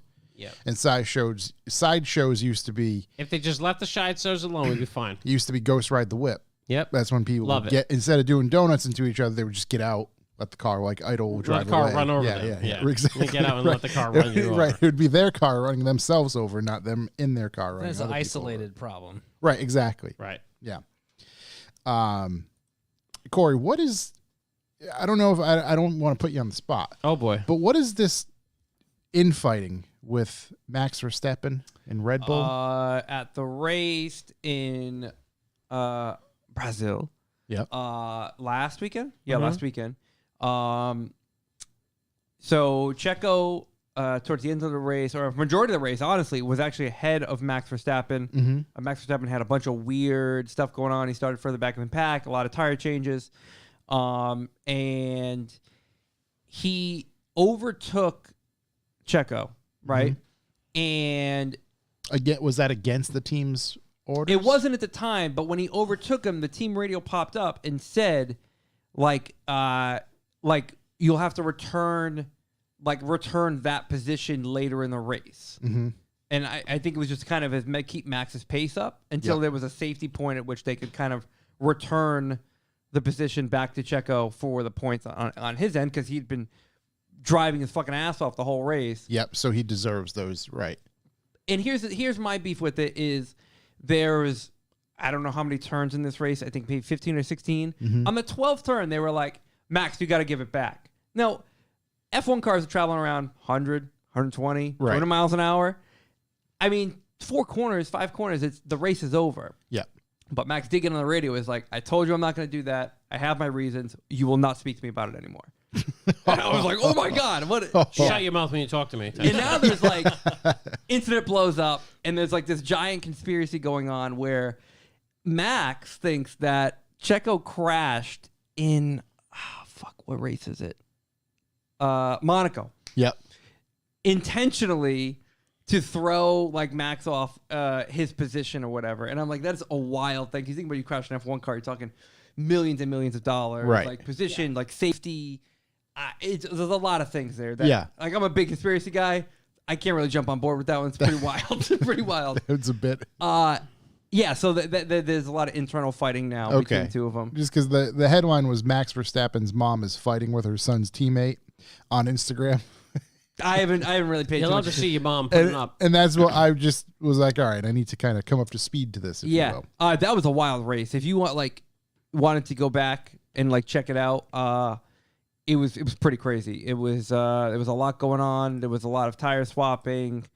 There was some serious crashes. There was some wild stuff from Ferrari crashing a car and still driving. Yeah, there's actually a really cool photo. I don't know if it's still on F1's page or if it was on their story. And it was pretty much, it was Max and Hamilton, and they were so close to each other, like their tires were inside of each other. Oh, wow. So like, Wow. like Lewis's tires were inside of Max's tires, like lined up because their tires aren't so far and the bodies are so tiny. They like overlapped. And there was like a super cool shot. I don't know where it's at. F1 posts too much on their Instagram, so it's like hard to Yeah, keep up. with it. And plus, most of it's like nonsense. Right here. Dang, yeah. So like they're so so close. Jesus. Like that sort of. Yeah, that they're inside of each other. There was a lot of 5-second penalties. There's a lot of stuff going on. It was a pretty wild race. It's definitely one worth going out and watching. One thing I've learned over the past few years of watching is there's 22 or whatever races a year. I don't know, worth watching. There you go. Some of them are. Pass on. This was one of them. Brazil there was like, I'd get up, go get a drink, I'd come back, I'm like, what the fuck happened? Like, Yeah. It's, the safety car, there's people in the pit getting tire changes, even though they just got tire changes like 5 laps ago. There's all these different strategies changing. So it was a very good race to watch. That's kind of the short of the long of it. If Red Bull did want Max to get back to position, I don't think they should have asked Max to do it with 4 turns left. Right. I think it was something like that. It was on like the 12th turn, and there's like maybe 16 to 18 turns in that race or whatever. There was ample opportunity before. Before then. And it's like, what am I supposed to do? Am I just supposed to like full stop on the brakes and wait for him to kind of catch up? He was maybe 2 or 3 seconds behind at that point. Yeah. Which is 2 or 3 seconds is like light years in like F1 time. With first, you last. With other cars around anyway. Yeah. And then my thing to that is like, well, I mean, it's like the Michael Jordan mentality, it's the Kobe mentality. It's like definitely not LeBron James mentality, but it's like that's what makes them as great as they are. You know, like that's why Lewis Hamilton's as great as he is. Like that's why these people are as great as they are, because like, there's no sacrifice. Yeah. Right. There's no giving up. There's no sacrifice. Ever. Can you imagine if Michael Jordan had social media back in the day? Oh my It would be God. fucking wild. I don't think he'd probably not be as popular as he is now. No, not even close. Probably Not even would have close. been great for his Canceled, career. Yeah. Can't play. Right. It would have been gone. Yeah. Yeah. The whole thing would have been Almost wild. immediately. What a guy. I would love to see what he'd post though. To be a fly Or on what the people wall. would post about him. To be a fly on the wall. Jesus. Yeah. Michael Jordan just told me to fuck my own mother. I got a thing. Mm-hmm. If you have the internet up on your computer, you might want to bring this little baby up. I can. Yeah. This little cherub. I was always browsing the internets there. Came upon the Genesis X convertible concept. Looks like it's from the future. Mm-hmm. It's on some iRobot shit. Electric powertrain. Looks pretty tight. Genesis just rolled this baby out. They have, I don't know if it's a picture of it with its roof up or they make a coupe of it. Pretty wild, dude. These guys are really swinging for the fences over there at Genesis or at Hyundai. Woo! Oh. Wow. Oh wow. Yeah, boys. It's Okay. very swoopy. Wow. Without the lights on, it looks even better. Yeah, it's pretty Those wild nice looking. concave wheels. Those wheels. There's some right In road Malibu, films. obviously they dropped it. That's the best place to drop stuff, Malibu. Get that M6 rear. In the boo? Get that, That looks like a narrow cabin. get that tight boy in cabin. Woohoo! Oh. Ooh! That's the top up. With the Crane top white up, exterior. with the top up, it hits so hard. It does, yeah. Oh boy. Just something to put eyes on, you know. Yeah. That thing's cool looking. Look at the wheels, turbo wheels. Oh boy, Turbo wheels. The VinFast. Oh my god. You know, VinFast never get back to me. Those Vin bastards. fast, dude. I thought they Yeah. were more serious. Yeah. Vin slow. Yeah. Vin's slow at responding. That's for damn sure. Yeah, dude. Actually, I get like an Aston Martin vibe from the rear end. You feel It does. Aston? It does Yeah, have an I get Aston that. vibe. I mean, tell it, man. The little swoopy tail with the Yep. straight line lights. Yeah, this whole section right here. Yeah. Bless you. Jesus, that's a good vibe to provide. Yeah. Yeah. Aston vibe. It is. Honestly, it It is. is, Yeah. yeah, Boxy fenders going on. I like the Yeah, I like splitter on the back's pretty cool as well. Kia Yeah, it is is. putting out some good looking cars, man. Yeah, they certainly are. Yeah, I dig it. I dig it as well. I got one other little. Oh, we get a beat for being in the chat room. Oh, Big Devin's shouts. Auto X. Our boy Igor. big fan. Oh, I was gonna. Big show, man. Thanks for the Oh, 20. thank you. The new Lucid, New Lucid. the The, Gravity 7-passenger SUV. It's based on the Air platform, Yep. just we much get- larger. Can I get eyes on this thing? Yeah, I'll bring it up. So it's called the Gravity. The Gravity, Love that. because it weighs so much. Yep. Gravity is like holy shit. 1,000+ horsepower version that goes over 400 miles on a single charge. And there's a Sapphire model coming. Yep. These guys really get down with the naming conventions. Yeah. It's on the And moon? Wait, that's on the moon. Lieberman, Johnny Less Lieberman. Gravity. Gravity, yeah. Lieberman's been pretty tied in with Lucid pretty close from the start. I He's get that kind of been a guy to announce a lot of this stuff. He says, expect some off-road capability. Call it a hunch with a winky face. So, Oh, a little winky. he does say in his post right here, still waiting on actual photos. Oh, look at that roof, though. Look at those. Look at those Right, chairs. these are CGI. That's first Renders. class cabin right Yeah. there. Oh, there's a render. Yeah. So wait, they didn't put this thing on the moon? No. No. I thought NASA just sent I'm something. not gonna tell. Listen, there was another electric car coming that sent a car into space. So Yeah. Yeah. Might It's be worth currently trying. still traveling in space. Somewhere. You said that was Johnny Lieberman? Johnny Lieberman posted about this. He's been pretty tight on that's the all they lease. give us. Is that? That's it. There Yeah, isn't too that's much Is that a going little on. teaser? That's it. We get a plant. That's it. Yep. That's all we got. I like it. Uh, I like those seats, man. the Lucid stuff has been pretty cool. It's been pretty intriguing. That's the pretty one cool. I haven't seen too many on the road. I've seen like one. There is one I pass every day on my way into. So you know what's interesting? I've got on my way into work, I pass a blue Rivian. And then on my way into work, but into a different town on my way into work, I pass a black. It's like a Coca-Cola colored Lucid. I Yeah. like that. Also, Night Style in the chat room. Big shouts. Love big to see shouts. that. Really Yeah. Jordan getting out there. Lynch in the chat. Big shouts to everybody. Coca-Cola color is a pretty solid color. Is that like red color, you mean? You know what? Or like I'm pretty Coca-Cola, colorblind. like the soda. I think it means like the Okay. brown. You mean root beer? Yeah, Yeah. yeah, like a root Okay, beer. okay. The root beer Yeah. flavor. Yeah, Yeah, that's what yeah. I figured you were talking about, like the color of Coca-Cola. It looks outside black, of the but bottle. then when the Okay. sun hits it, it's a little. Like, Yeah, yeah. okay, now I get it. Because Now I suddenly get it. a red and white Lucid. Very strange. Let's try to go for the color. Yeah. It's a donk. yeah, exactly. That's true. Yeah, yeah. What yeah. happened here? Not Coca-Cola, the logo. Yeah. Think of like The fluid. the fluid. The More of a fluid. fluid guy. Let's see. My last bit of news here is a group of 30 thieves steal 13 cars from Michigan dealership. Yeah, one of them died. The driver of one, the Mustang. Let's see. Where is it? On Monday, a large group of car thieves broke into a dealership in Flint, Michigan, stealing 13 vehicles, and things only went downhill from Flint's really got it going on. there. Let's see. The group broke in about 3 a.m. and exchanged gunfire with the security guard on duty. Holy shit! I didn't know Exchange? that. Jeez. Wait, he shot back? God, clap back. I'd be like, it's all yours. Wow. Thankfully, the guard wasn't killed or even injured. What was he packing? That lack of water really has got people acting wild. Yeah, dude. Yeah, my God. Come That's on. bananas. That's Stealing seriously. cars with guns? Yeah, like if I'm security there, I'm just like, cool, man, do your thing. I'm out. security in Flint. Yeah. I'd have a drum on something. Yeah. Where you going now?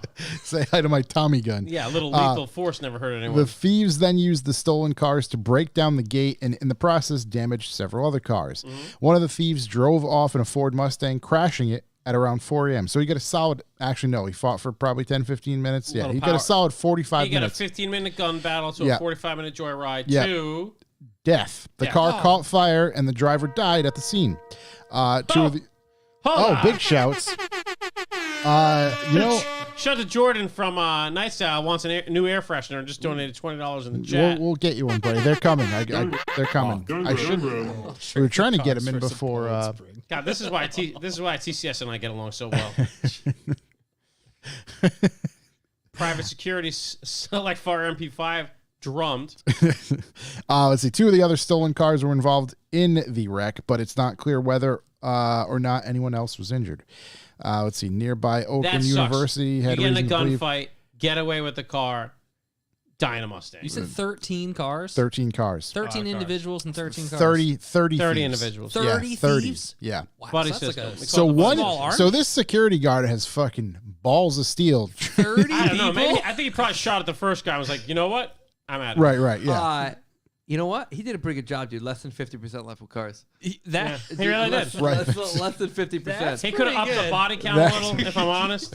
Wow. But you know what? If he starts hitting people, there's going to be all sorts of implications. Give that They'll son probably, of, they'll probably get those cars anyway. Yeah, give that son of a bitch a raise. maybe a couple fired a couple Yeah. in the air for good measure. Yeah. Left a couple casings. This you know? says nearby Oakland University had reason to believe the drivers of the two stolen Dodge Durangos were on campus and issued a shelter-in-place order. That order was eventually lifted, with witnesses reported seeing people who fit the thieves' descriptions driving away from the area. Blah, Were blah, these blah. guys all packing, or was it just a select fella? I don't know. Let's see. Considering the gun violence, the large number of people involved in their reckless driving, it's honestly surprising that more people weren't hurt. Again, this comes from Joe Opnick, and I have to agree with that. It is surprising that more people were not hurt. Hopefully, police will be able to track down the remaining suspects and shut down the group before they do it again. Yeah, this is wild. If I'm a security guard and I see 30 people rushing a dealership that I'm securing, I'm becoming one of them. I'm out. I'm out. I'm with you. All right, cool. What do you need? Yeah, Hey, you know what? Not worth it. Always wanted to drive a Mustang. Yeah, not worth it. Not worth it to me. Picture the security guard, boys. yeah. Jesus I'm not going to make that joke. No, I'm not no, going to make that can't- joke, but it's funny as hell. Can't make that one. He's local. Yeah. Oh, we forgot another car that debuted. Actually, was there another one? Wasn't that What debuted? What debuted? Didn't the Porsche, the car debut, or is that later? No, but Scott talked about it last week. Yeah, it's a secret Scott thing. Yeah, okay. No, it hasn't debuted yet. The Lamborghini Huracan Starato. Oh, What's Starato? design fully revealed. It's basically a Lamborghini Huracan Safari. What's Starato mean yeah. in Italian? Stiletto? I don't know. Let's get our resident Italian expert, Corey, on it. I'm guessing beefy bull. Starato. Beefy bull. It probably Beefy means bull. off of the road. Sleep in the tent. Dirt. Dirt road. Dirt road. Dirt Ah, Road. love it. Okay. God, everything sounds so much better in it Italian. does. Starato. Oh, let's see. I get dragged down to Starato. Doesn't sound so I live in a bad. Starato. Yeah.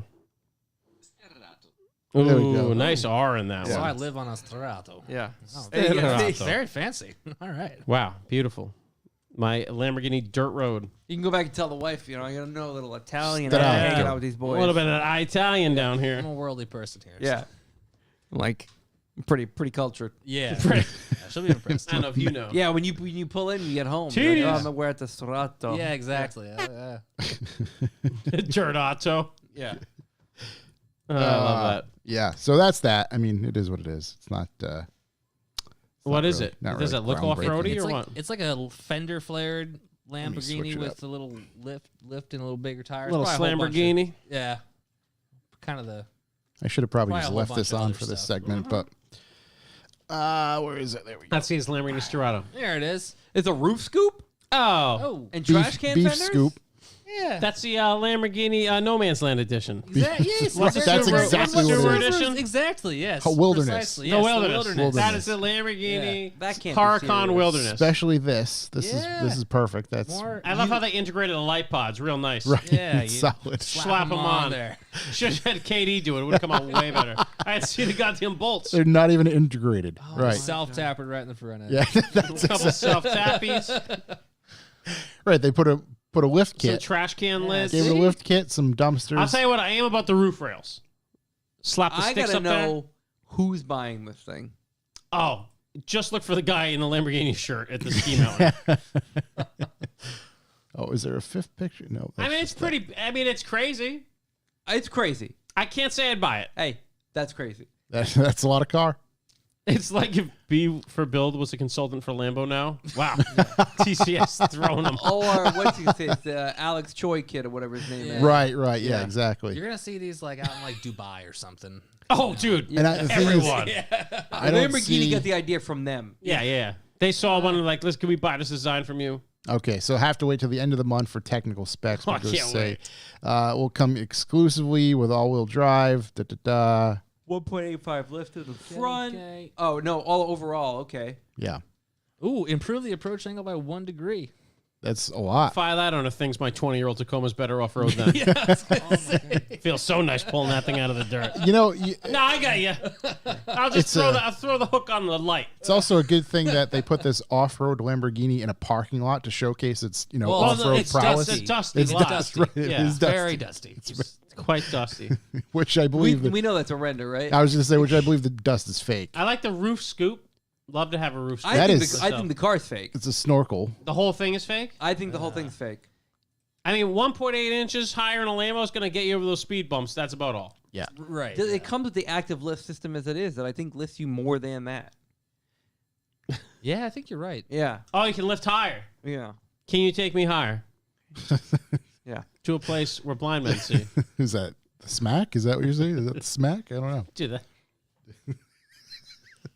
To a place where golden days.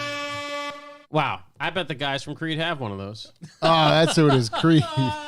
Scott Staff. That's his name. He Yeah. was just on Scott Theo Staff Vaughn's infection. podcast. Yeah. No, dude, I can't do it. I can't do I it. tried. I got like 10 minutes in. And I I'm didn't like, even try. I was just- like, I'm not going to be able to get through this. I Yeah. haven't tried. However, Lynch in points out. Mike All it Lynch- needs is another 1.8 Roof 10, inches. that's TD's right, is yeah. the best. TD's TD's is thinking what we're thinking. in direct contrast to the Scott Staff Theo Vaughn podcast, Mike Rowe is on Yeah, the it's latest gotta be so one. good. And I'm like an hour and a half in. Amazing. Yeah. Absolutely amazing. Oh, Yeah, as TCS you would is fucking expect. reading my mind. They will make this garbage, but we'll make a Lambo touring wagon. Yeah. God, this guy's on his stuff. Get this guy back in here. TCS, what's your update? You dropped the car for TCS? I sure did. He's looking it over. He's putting eyes on it. How does he feel about the car? TCS, aka Seamus, feels a certain way about it. You know, He's excited. we're modernizing things. I think they're excited to have it there. I'm certainly excited to have it there. Which car is this? It's my GTR. Okay. Then they're going a very light touch. Cool. He's getting some light modernization to it. Okay. You know, I haven't really revealed the extent of what they're doing, but they're just going to fix some wiring on Do it. that. So it's good. It's nice. Trying to drop in there every couple weeks to have a little something to talk about on the old Cast 'em in the pod. A little peekaboo. Yeah. But I think we are now in operation. We're moving forward, Moving forward. not Marching forward. backwards. Marching forward over there. So it's a beautiful thing. Yeah, Mike Rowe does have a really good voice. Perfect voice. He does. Great voice. Great voice. What did Josh left? He's gone. gone. He's Yeah, gone. gone. Taking a 45-minute dump back Yeah, there. He's like a father who went out for cigarettes. Yeah, exactly. He went to yeah, get yeah, milk yeah. at Cumbies. Yeah. Never to come back. Yeah. You understand. I've been there. I like they left us with absolutely nothing to talk about. No, it's good. Uh, All right, so actually, Seamus, shouts. It's super eye candy. He loves looking at it, but it's going to get some engine bay touches. Yeah, yeah, there are gonna be some touchies little touches. for sure. There's a lot of touchies going We on. talked about some of the upgrades you already had in progress. Anyway, Did we? yeah. You've talked about it a bunch on here. The Terpskis. I don't think I've ever mentioned it. Yeah, you were flossing. You were still staying twins the whole night. I am still staying twins. It's like a whole thing. We're getting pretty fancy. We're getting pretty fancy. I think it's gonna be really cool. it's getting pretty fancy. I think these are the guys that can make it fancy enough. You know. Oh, Are you doing things for like more power, reliability, It's gonna be serviceability, a little bit more everything? power, a Yeah. little reliability, a little bit of everything. I A little think. bit of everything. All right. Yeah. It's gonna be serious guys. It already has a wire and specialties harness. Ha ha ha! You're ugly. Has a GC8. Love that. Yeah. Love those. Yeah, bring it to TCS. He'll refresh that thing for you. You know, Motor Out Motorsports over there. Go see my boy. Tell him Chuck sent you. Yep. It's good for $20 off your first invoice. Wiring specialties harness, yeah. It's there. Might need another one if I'm honest. Depends how it goes. Depends what happens, you know? Depends how the Lord treats me. Anything else? Do you want to get into any YouTubes before we get into talking to John? I haven't really watch anything on YouTube in a while, or at least not anything car related. No. No. Definitely not. I was trying to learn how to draw some stuff in Illustrator the other day. Didn't go too good. Really? What are we trying to do? Flames. Flames? Yeah, like hot rod flames. Yeah, I get that. The swoopy lines are pain in the balls in that Difficult. program. Says to make crab claws. Yeah. I did. Turned smoothing way up. This doesn't look right. Yeah. You just got to draw them and then like play with the points to make them Yeah, look that's right. exactly it. And I hate playing with the pen tool. Selling the boot? What's that even mean? The shoe. Oh my god.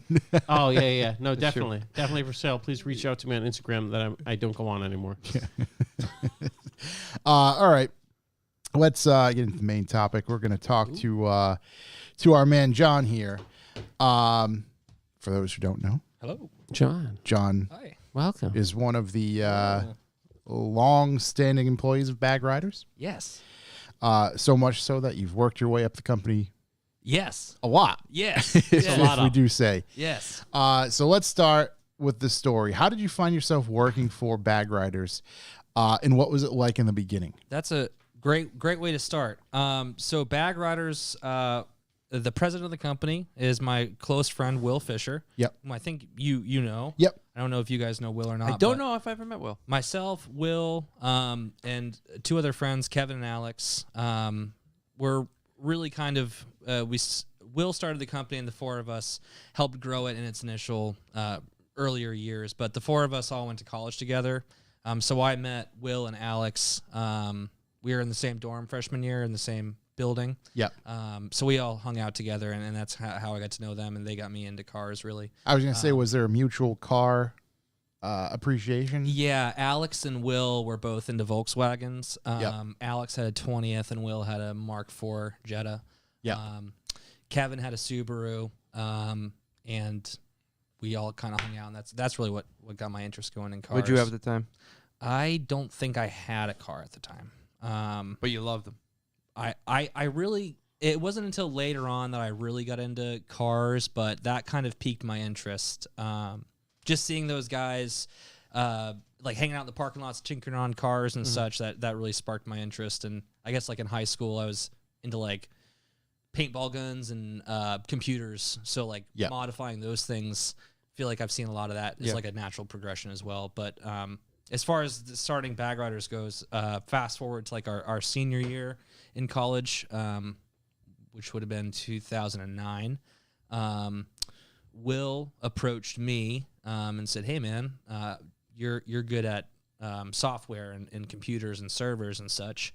You want to help me make a website for this thing called Air Ride for cars?" Yep. I'm like, "Yeah, man, let's do it." So, like any old good startup story, we made the first version of BAGRIDERS.com in my college basement apartment, and from there, Will ran the company by himself, taking in sales, as they came in, which was pretty slow. 2009, as we were still in college at the time, Will would be like stepping out from class to like help someone on the phone or something.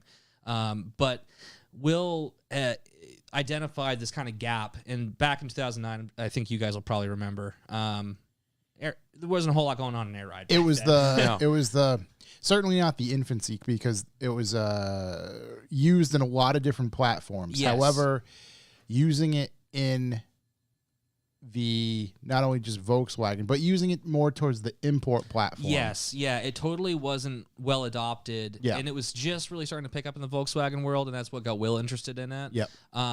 And also like being computer guys, thought like, well, if you could go to like Dell.com and configure a computer with a different like processor and RAM and hard drive and all this stuff that they strip away all the technical nuances for you and leave you with just some simple questions that if you're interested in building or getting a custom computer, you can probably say like, yeah, I want like this one of that sort of thing. And then Dell does their magic and you get something that shows up at your door. And that's really the idea that board BAGRIDERS was making a simple one-stop shop for being able to confidently find an Air Ride kit for your car. Yep.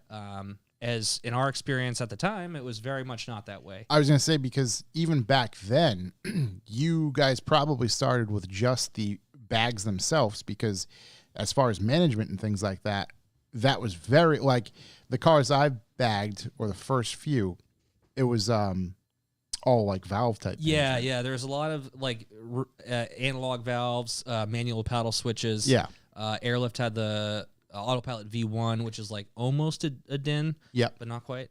So there was a few different control systems, but it was all kind of the kitting and figuring out everything for the customer on a per case basis. Yep. And being able to then repeat that process over and over and over again, which is really important for being able to grow a business. Right, right. So it was us taking our like personal experience and technical expertise and being able to craft those air ride kits. And back at that time, it was very much like on a per order basis. Like we would be getting an order through the web store, and then there would be times when we'd be like, ah, man, this guy's definitely trying to go for this. Hey, let's just throw in these extra fittings here, because we know that's what they're trying to do, but they missed it on the website or something along those lines. So it was really curated per basis. And as we've grown over the years, that's definitely become more automated, and we have different systems for making sure the order comes through from the web store to fittings. That basically to minimize issues with the consumer. Exactly. We want every person's experience. Our mission is to give everybody the best air ride experience they can achieve. And part of that process is, of course, making sure they get all the right stuff. Yeah. But also understanding what the person's objectives are with their car, and being able to help them with product recommendations that are well aligned with those objectives. Like, we sell a lot of air ride, obviously, but we also do coilovers, and we're all just car people at BAGRIDERS, and we just want to help people have fun with their cars and have a great experience doing it. So What coilovers do you sell? all sorts of them.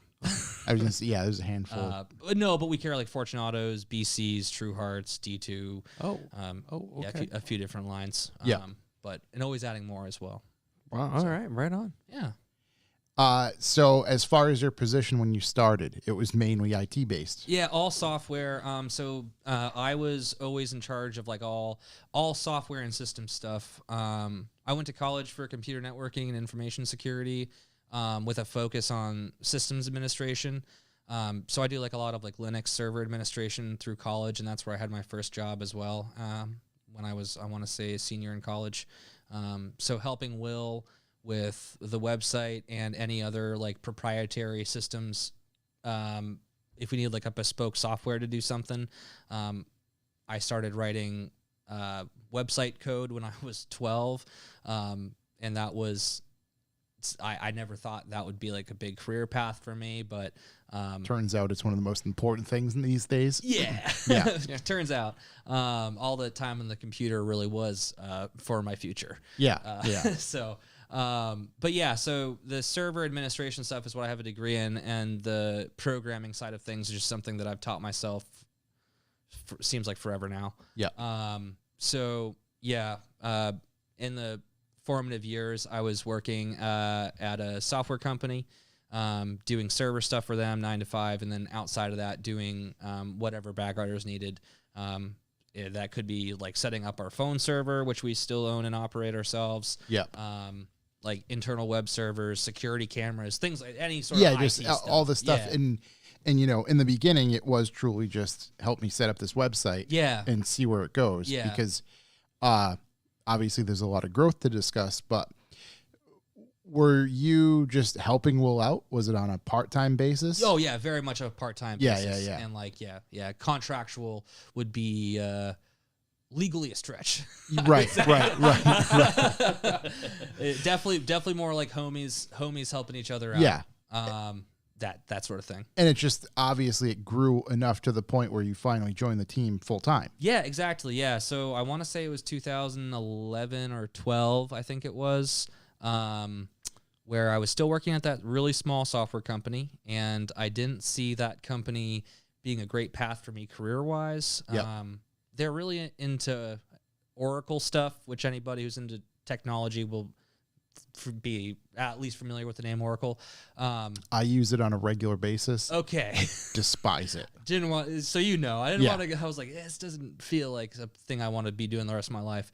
And at that time, I had the opportunity to quit that job and go full time for BAGRIDERS, which was a tremendous change of everything for me. And my parents like, whoa, John, this is. I was going to say, right, because at that wildly time, right, you've invested a lot of time and money into your education. Yeah.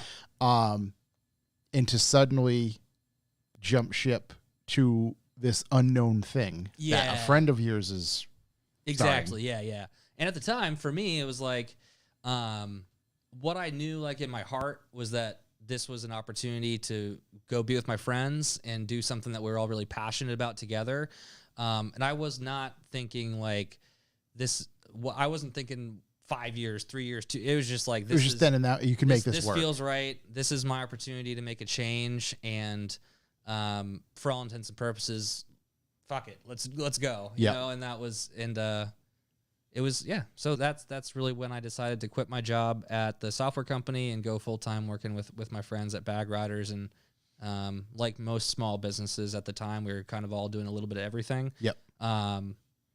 Which really, I mean, we all had like our own like niche of the business, like me being IT and software work. But when that wasn't going on, answering the phones, packing orders. I was gonna say, Pat, I know, I remember just from being at the shops over the years, just everybody. Yeah. All right, we got to unpalletize these 5 or 6 pallets of all the airlift stuff that you just get in. There's only 4 of us, so right, right. So it's. There's a combination of things here. Yeah. I think it's the timing of the market that you were trying to go after. For sure, yeah. Because that suddenly turned into a booming market. Yes, totally. And just the team was in place to succeed. Yeah, I think so. Especially the 4 of us being such close friends.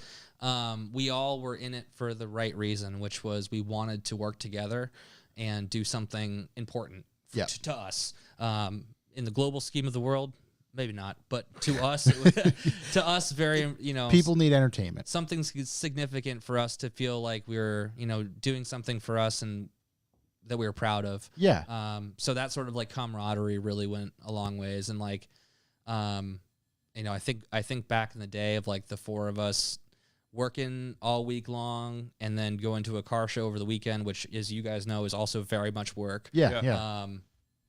But it didn't like feel that way. Right. It's just you're doing it. You're in it. That's it. Exactly. So like you're working during the week, then you're off to a show with your friends over the weekend, and you're all crammed into a hotel room, and then talking about the same stuff you talk about all week. Exactly. And that was, for an early young 20s guys, that was I look back on it now and I'm like, wow, those were some fun times. Yeah. Tough to beat, because that's where I think, if I recall, I know obviously because Stairs was heading into the bag stuff, so like naturally developed a relationship with you guys anyway. Yeah. But I think like H2O was probably the first time I met Will and everybody, and like where we finally got the opportunity to put names to faces and whatnot. I vaguely remember, and I wanted to bring this up. I was like, man, I want to say it was back one of those early 2010s years. I think we were maybe at your house, maybe. Yeah, probably was for like dust off or something. Yeah, something like that. But yeah, man, it seems like it was so long ago, but also not. So, right. Yeah, I know. It's wild. It's crazy how fast it goes. Yeah. So it started off with a small core group. How many people are currently employed by BAGRIDERS? Right now we've got 22. Okay. Yep. And is that all in Vermont? No, we've got a lot of folks are in Vermont. We have a few remotes throughout the states, and then we have a satellite office just outside of Denver, Colorado, where we have some of our customer service team and some catalog data management folks, which are really paramount to us as BAGRIDERS. We own all of our data, and we curate all of our own data as well for like vehicle fitment for everything, which is just a lot of really nerdy research. Right. Just putting, Yeah, there's services out there that sell that sort of stuff, but we found that there's holes in those and inconsistencies in them, and ultimately we just like to depend on ourselves, and it may not be the right choice for every company, but for us, it makes a lot of sense. It works. Yeah. How many cars does your database currently? Oh goodness, I'm not sure. Okay, I just wasn't sure if you happen to, especially, this just is speaks volumes because of guys started in the Volkswagen Audi right. community essentially. Yeah, it's kind of one of those things that started off like that. We're like, all right, no problem here. We'll just cover the cars that we have parts for. Let's cover these 5 generations at the time or whatever. That sure is a lot of Golfs, but Yeah. all right, we can do it. And then, we eventually branched out into Subaru was a big one for us. Yeah. And that was all Kevin had a 2.5 RS back in the day that we fabricated a kit for using Universal Builder. I think maybe we used like Mark IV slam fronts, I want to say. Yep. Or something, or maybe Mark IV performance fronts. Anyways, we did a custom kit for it and brought that car out to a few shows that in the Subaru world, no one had seen air ride before. Yep. At all. I feel like that wave at some point hits every car market. Yeah, right. And I think we're seeing it now, even with in the past, let's say 5 to 10 years with the domestic stuff and things like that. Yeah, big time. So it's been really cool seeing like air ride become more of a commonplace in a lot of different niches of the automotive world.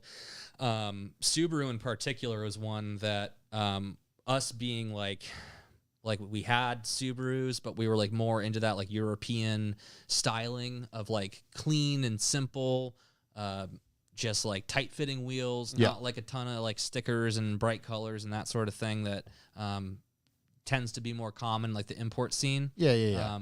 So us with our Subarus, we kind of styled them in a more European type way, I'd say. And then bringing them out to Subaru shows was very different than a lot of the stuff out there. And of course you'll get this is a rally car, but ultimately it's just a car. It's an economy wagon. It's Vermont Sports Car is like right down the road from us. Yeah. Those are rally cars. Right, that's right, there's stark difference. Yeah, there's not the same. But yeah. So over the years, not only has BAGRIDERS grown its locations. So actually, let's harp on that for a minute. Yeah. Its locations in particular. Yeah. How many? This is your 4th one? Let's see. I'll iterate over them. We started off in Will's condo. Will, technically I think at the time, either way, his wife's condo. Yeah.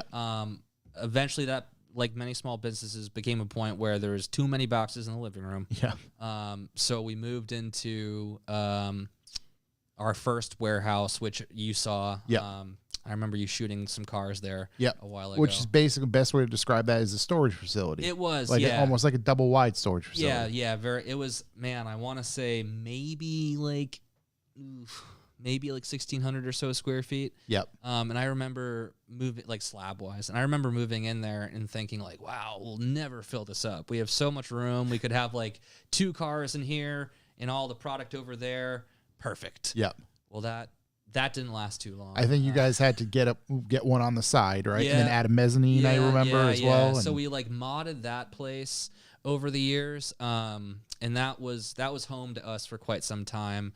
And by modded the place, I really mean it. We like found what was the mezzanine behind the place that the previous tenant must have cut out of there. So we had a good friend, local friend of ours, Alistair, whom I think you know. Yep. Alistair welded the whole mezzanine back into the place. And then Jay came by and did some floors.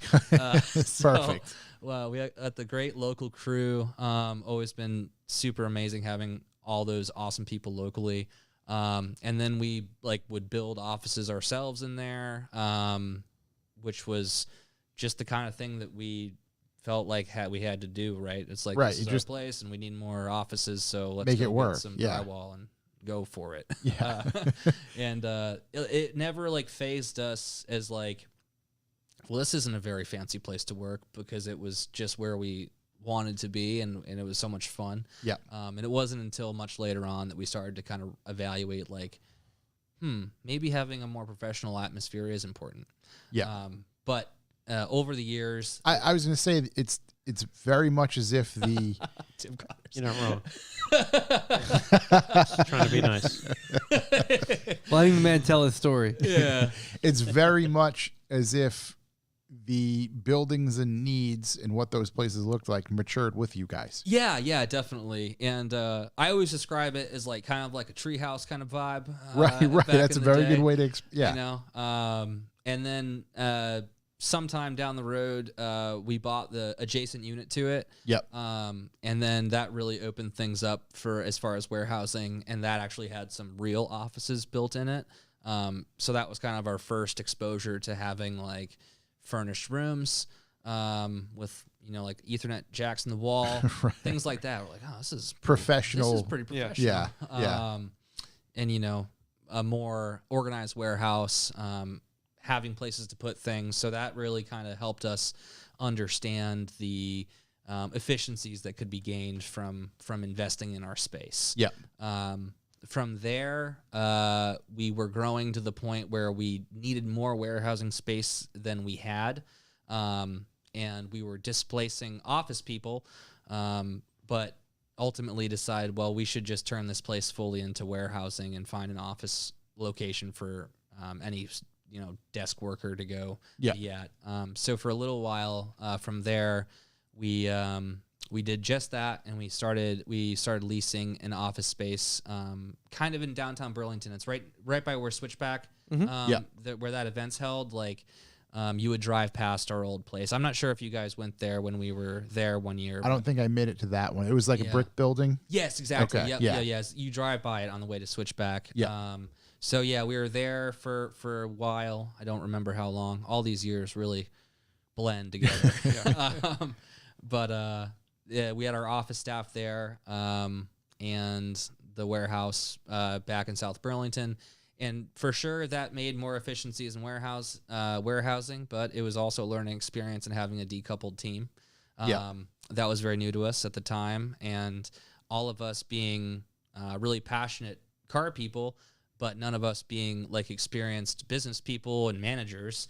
That's been a big learning experience for sure over the last, you know, however 10, 12 years of doing BAGRIDERS, learning. Especially like giving other people things to do. Yeah, and then exactly. of course, just managing personalities and whatnot. Yeah. It's been a huge learning curve, and I'm sure a lot of people can relate to that.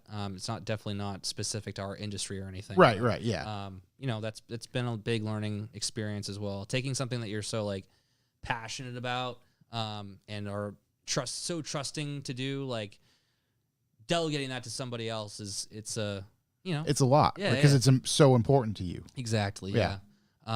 So learning that having the decoupled team has its pros and cons. Ultimately, it was around 2019 that we started looking for a new, what we wanted to be more like a forever place for us, something that we could scale into and not feel like we were bursting at the seams like we were at the currently at the time with our warehouse. Yep.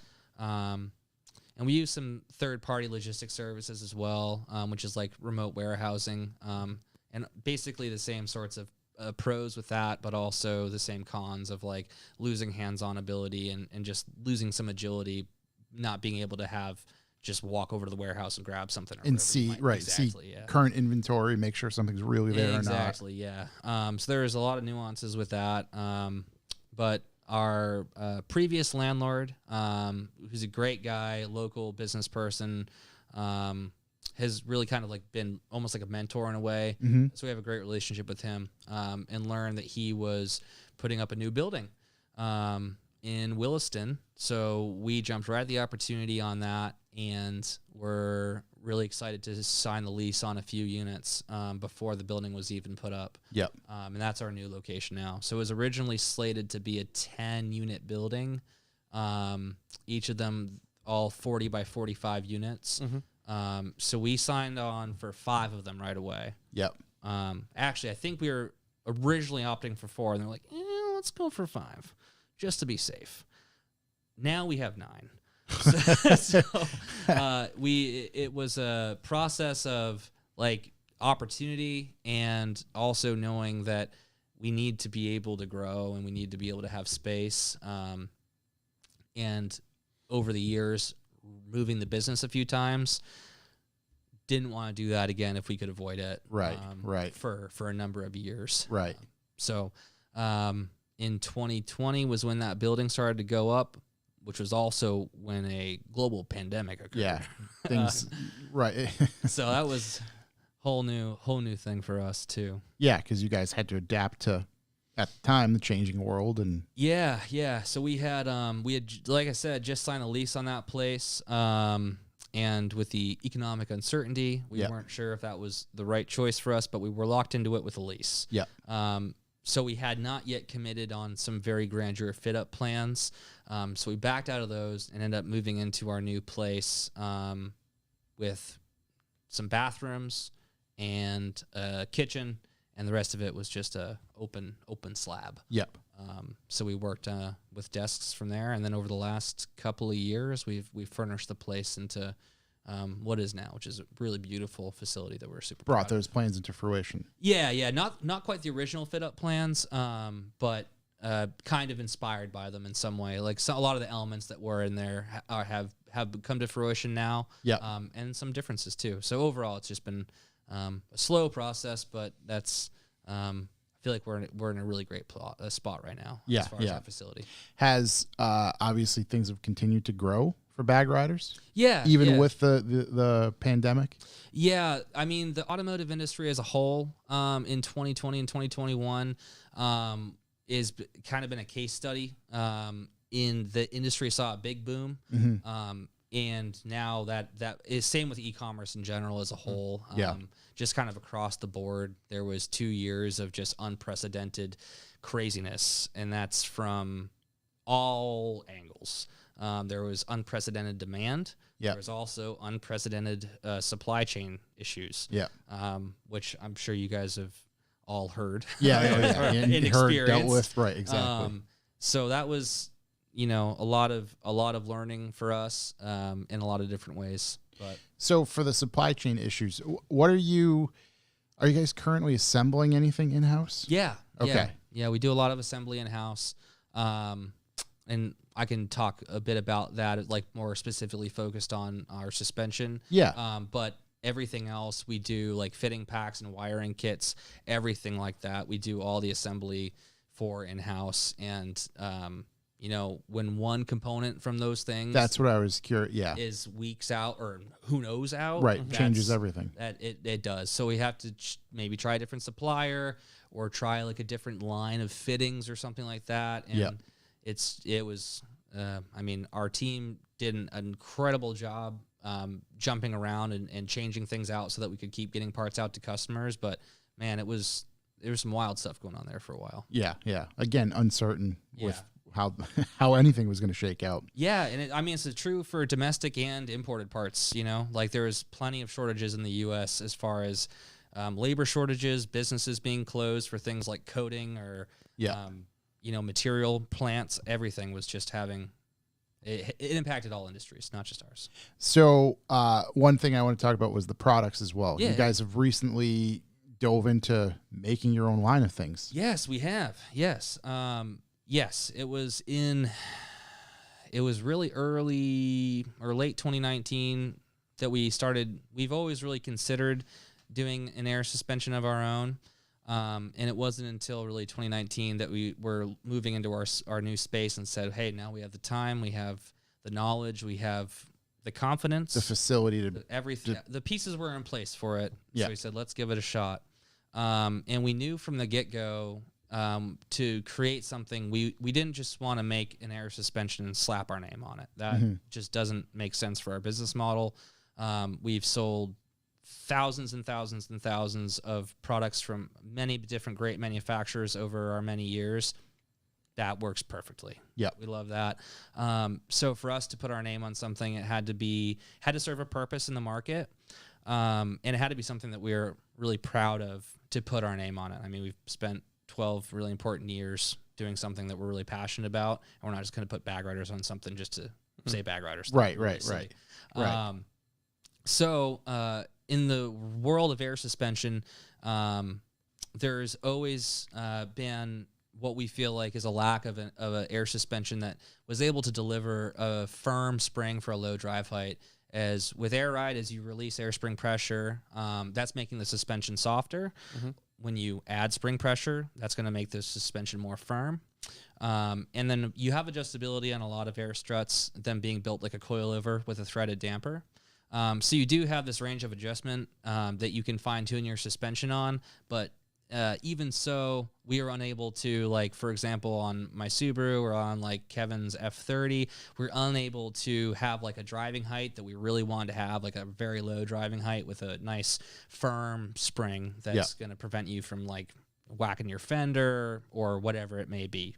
But low ride, soft ride, not going to really jive very well. We all know how this goes. Yeah. So that's really how our idea for creating an air suspension that was really delivered for firm, low drive heights was born. And that's really what we focused on. So we're working with a company in California called Universal Air, who has air spring patent designs. So we use low volume air springs, and by using a lower volume air spring, you're able to achieve a more firm spring rate at a lower drive height, since the spring itself being smaller results in not only a sharper spring rate curve, but a higher spring rate with a lower volume air spring. Yeah. And ultimately what we're really tuning for, the question of spring rate always comes up. It's always like, well, what are you running for spring rates? And that is a really common question, because what you see like in springs and coilovers on other everywhere on the internet, everyone's always talking spring rates, right? But spring rates, it's not like a technically correct way to discuss suspension, because it's just one aspect of your suspension. And what you really are feeling in the car is the frequency. It's not the spring rate. The spring rate is just like one aspect of the overall formula for how your suspension is going to feel.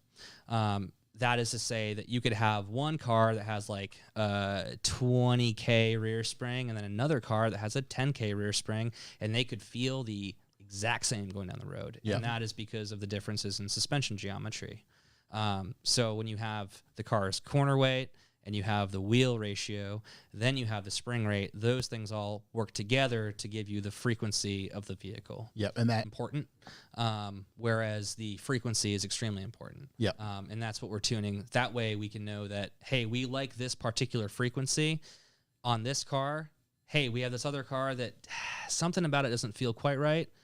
Let's check our frequencies and then tune for that. So for every single vehicle that we develop an air suspension kit for, we've bought the car, we bring it to Vermont, and then myself and the other three guys, Kevin, Alex, and Will, we are all driving the cars to participate in that R&D process. So I can go into a little bit of how we develop our suspension, how we fine-tune things. I could use, like, for example, I'll use a car that has like a multi-link rear, independent rear end. So like any sort of Volkswagen, like a Mark 6, let's say GTI. Yeah. So what we do is we start with the car and we measure the control arm. And then we start by creating a 3D printed bracket that's perfectly form-fitting to the spring perch. And sometimes those are like pretty simple cups, but other times, like for example, like the Tesla's rear lower control arm has like a contoured spring perch in it. So we'll create a bracket that's perfectly form-fitting. And by creating those out of 3D resin, we're able to adjust the overall height of that bracket, which is how we're fine-tuning the spring rate, or this is frequency of the vehicle.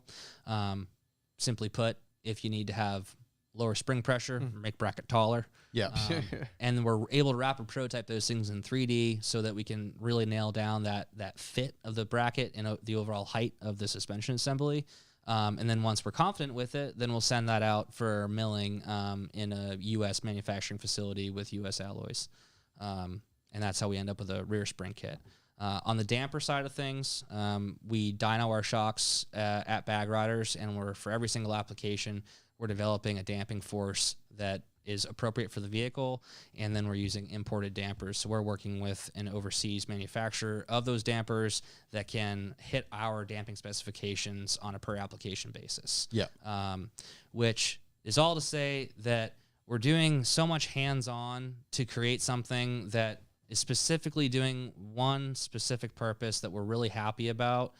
And if that's not the right suspension kit for somebody. If they don't want to drive their car real slammed, that's not what we're going to recommend to them. Yeah. Which goes back to why I mentioned our mission. It's to help people achieve a great air suspension experience. We're not just trying to pigeonhole them into whatever it is. Here's this, take it. Yeah, exactly. It's, hey, what do you want? Do you want to have a lot of suspension travel? Do you want to have a comfortable ride? Do you just want to feel like it's soft, and then when you get to the show, you can air it out, and then off you go? Yeah. We can recommend you something for that. Whereas if you want to be driving your car more like very low to the ground, like you more traditionally be able to do with a set of coilovers, now we have a product we can recommend you for that as well in the air ride world. This is kind of into the future, is the idea to develop products that suit other needs as well? I would certainly love to. I think right now we really need to focus on just doing one thing. Just because, it's such a vast thing. Yeah, exactly. And right now that the other areas of the market are so well covered by great products from great manufacturers. Yep. We just don't really feel a need to go into that. The business idea for this is truly because it was a niche thing that was missing. Yeah, it was something that we had done like privately for ourselves to create something that, hey, I want to have a little bit more firmer spring. I know I can do this and that and the other thing. Yeah. And then that was really applying it as a passion idea into something that, hey, is this something that other people might want? We think so. And ultimately that's what it's about, right? Yeah. You know, hopefully someone else wants it. Do you ever take a step back and go, oh, geez, we really did that? Because it's not like it's just some small thing. Oh my goodness. Absolutely. And there's been a handful of moments that's really set in, like almost like harsh reality moments. No, the opposite. Like, okay. Wow, this is amazing. Which, like, I remember specifically, like when we had the Supra, the Mark V Supra. Yep. Not that I particularly love the car, but just having the car and doing the suspension development on it and being out on a test drive and being like, wow, this is what I'm doing right now. This is really important for the company. And Science. It's science. No, but it was one of those moments where I just like felt really grateful. And just thinking back as to all the funny, weird things we've done over the years together as friends, and all the car shows and late nights in the shop and doing. And again, just starting in a basement. Exactly. You know? It's kind of. It is truly that story that everybody wants to hear. Yeah, man. It's reality. Yeah, and I mean, there's no two ways around it. It's been a ton of work and a lot of stress at times, but I wouldn't change a thing, man. Like, being able to be in business with my best friends and go to work every single day, excited about it, and getting to do something that I'm really passionate about. Yeah. Given not doing nearly as much, like working on cars during the workday as in years past. Yeah. Zero of that now myself. But it's being in the industry that I love so much, and being able to develop something that we're all so proud of, and seeing it come out of our building is something that really is just love it. What do your parents think of it now? When I first showed them our new facility, I think that was one of the times when, I think that may have been the first time that they were like, wow, it's really the thing, huh? Sure is, Mom and Dad. It only took about, what, 10 years? Yeah. No. But they've been always nothing but supportive of me. Yeah, for sure. Yeah. It's just one of those things, like, I mean, I'd be apprehensive as a parent. Absolutely. Just like, hey, man. Yeah. You sure this is the right thing to do? Yeah. And, kind of harping back to, like, the locations and professionalism, really, was that as we're trying to hire new people into the company and grow the company, that was when our location really started to shine as a less than ideal. Because I can, again, if there's somebody that you really want that's a professional at whatever the medium, bringing them into hell, if we brought somebody in here that we wanted to hire, it would kind of be like, oh yeah, you're gonna work in the warehouse, right? Yeah, so I would lead people to my office, like, watch your head in the I-beam, don't mind this kind of janky staircase, it's all right. Yeah, things like that moving to a more professional atmosphere really empowered us to. It just helps with the comfort. Yeah, and it's like, it was something that we never really like thought about ourselves as far as like how we would feel going into the office every day. Yeah, but I'm sure it's very much like this studio here, right? Well, that's right. It was like we want to be comfortable and Yeah. have everybody who comes in here be comfortable. Yeah. Whether it be having drinks readily available, whatever it is, just a comfort thing for sure. Because then if you're not thinking about an outside influence, then you can just focus on whatever's actually the task at hand. Yeah. But like, it's like when you guys are in here, you're in the zone. This is your place. Like this is revival, right? You're doing it. Yeah. And that's kind of the same feeling of going into work every day is that sort of feeling. Like it transforms the mentality a little bit. Yeah. Are you comfortable with talking about your current position? Yeah, certainly. Okay, Yeah. because you started again helping out Will part-time. Yeah. Came on full-time as, IT and many other hats. Yeah. What is your current position? I currently serve as our CEO and CTO. So I guess technically I would say CTO since day one, although that has little merit in a company of four. Well, at least you didn't lose the title. That's right. But yeah, so I'm still very much in charge of all technology in the direction of that, and I still do a lot of software development as well. But yeah, as of 2019 was when Will appointed me CEO of the company, and it's been a tremendous responsibility. It's something that I feel really honored for as knowing. I was going to ask, how did that feel? Yeah, I mean, I remember very clearly the day Will called me, said, "Hey man, I think that this is I want to talk to you about this," and knowing that really it's his baby. I was going to say, yeah. He does have 2 children, but But right. yeah, but no, it was a tremendous feeling of honor and also like a little scared, which is good. But I remember that very clearly, and the last 3 years has been a lot of, I feel like, growth for the company, but also like me as an individual learning just a whole new suite of responsibilities and working with people and trying to zoom out as much as I can from the day to day and focus on what's ahead and really making decisions proactively for the best of every person in the company, which is always really difficult. It's a very difficult thing to, I always think about it, and we say it at my day job at times, the differences of in the business and on the business. Yeah, definitely. And, you can get all caught up and spend all your time in the business. Yeah. Oh, absolutely. It's very easy to do. Yeah. And sometimes that feels like you're accomplishing more too, which I think is like kind of like the double-edged sword of it, is that like when you're really in it, it's like I'm getting so much stuff done. Right. But that's because it's like maybe it might be the most smallest scope sort of stuff that you can really hammer It's through. not necessarily a big company-wide decision that Right. could be right. But when you're not progressing on those big things that take a lot more time and thought and consideration, that really need all that time and thought and consideration to come out the best they possibly can. Yep. Hammering away on those little things, might be good today, but is it good for the 3-6 Overall, 1 year right, picture? No, right. probably not. And that's always really hard. What have you been working on relationships with other vendors? Is that what you spend a lot of time doing now? A fair amount, yeah. Trying to improve and develop new relationships in a way that's impactful to the business in a major way, yeah. Yeah. That was one of the major reasons I was at SEMA this year, was seeking out not only new relationships, but also bolstering maybe existing or faded relationships a little bit as well. Yep. And always looking for new ways that we can, what's out there, where the industry is headed. And that's a whole other realm of discussion as far as I was going to say where the industry's headed. So that is obviously it's kind of a loaded question. Yeah. But ICE cars aside, Yeah.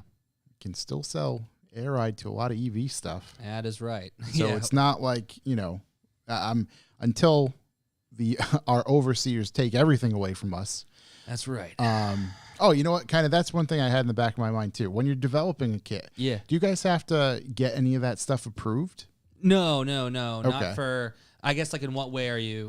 Just like, do you have to, it doesn't have to be obviously not TUV approved, Right, but like no. before any type of a shock or something like that is sold. Those is components. it? Yeah. Those components are certified. Yes. Okay. I wasn't quite sure what that process entailed. Yeah. No, nothing too wild there. Yeah. Do you send them out somewhere and? No, we purchase pre-certified parts. Okay, right, and can assemble as Yes, needed that way. exactly. Right, okay, that makes sense. Yeah. So as far as the future is concerned, what does the future look like for Bag Riders? Are you taking out, we discussed, all the vehicles that you've been taking on and kind of building kits for. Yeah. Are you continuing that? What's kind of the plan? Yeah, definitely developing more applications. We've received a ton of really positive input and a ton of requests. Yeah. Which is super flattering. And like every single time, like we release something on Instagram and comments come in like, oh, what about this car? What about this car? And so it's like, I'd love to, but like at the end of the day, like we don't want to like trust like scan data or something else. Ultimately, like we got to bring the cars in, and that's a lot easier said than done. Right. I'd really love to start being able to use some like third party cars. Like for example, Corey, if you want to do your Civic, like being able to take your car in, but having like a framework for that. As far as like liabilities and everything, I want it to be like a fully transparent, like you understand what's going on, we understand what's going on. So having that system in place, but at least for what we've got, where we've got to today, I really am happy that we went with the path that we did. Although I think for the future, there's certainly some opportunity to branch out, and I think that would be the most expeditious way to get into some other applications. Yeah. What about the future of the facility itself? Just continue to grow into the place? Yeah. We certainly right now have enough space for our volume and then some. And we have the intention of being able to expand our production capabilities for Super Low, or grow our inventory for Bag Riders in like a joint space that kind of connects our warehouse and our R&D department. Yep. So it's kind of like a flex space right now. It's all pallet shelving, but you can put anything on pallet shelving. So, right. Can make it work. It works great for kind of overflow for both sides of things. And especially like during the pandemic when buying volume was like the only way to offset a lot of the supply chain shortages, like that came in really handy. And now we're kind of on the flip side of things where we're seeing, I personally have a little bit of skepticism about the future for the next couple of years in the automotive industry. And it's going to be a matter of making smart business decisions to not be so aggressively focused on growth, which, it feels weird to say, but it's also like it's important to be realistic while also being optimistic. Yeah. The industry itself is changing drastically right before our eyes, right? Whether we like it or not. You have many projects. Yeah, I sure do.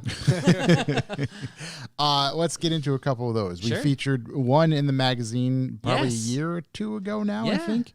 But, in your spare time, you somehow find a way to not only have a garage built at your home, Yes, but utilize the hell out of that garage I by sure do. basically dismantling cars down to the frame Yeah, and rebuilding them. yeah. I've made a lot of use of my shop space, and again, it's something I'm like super proud of.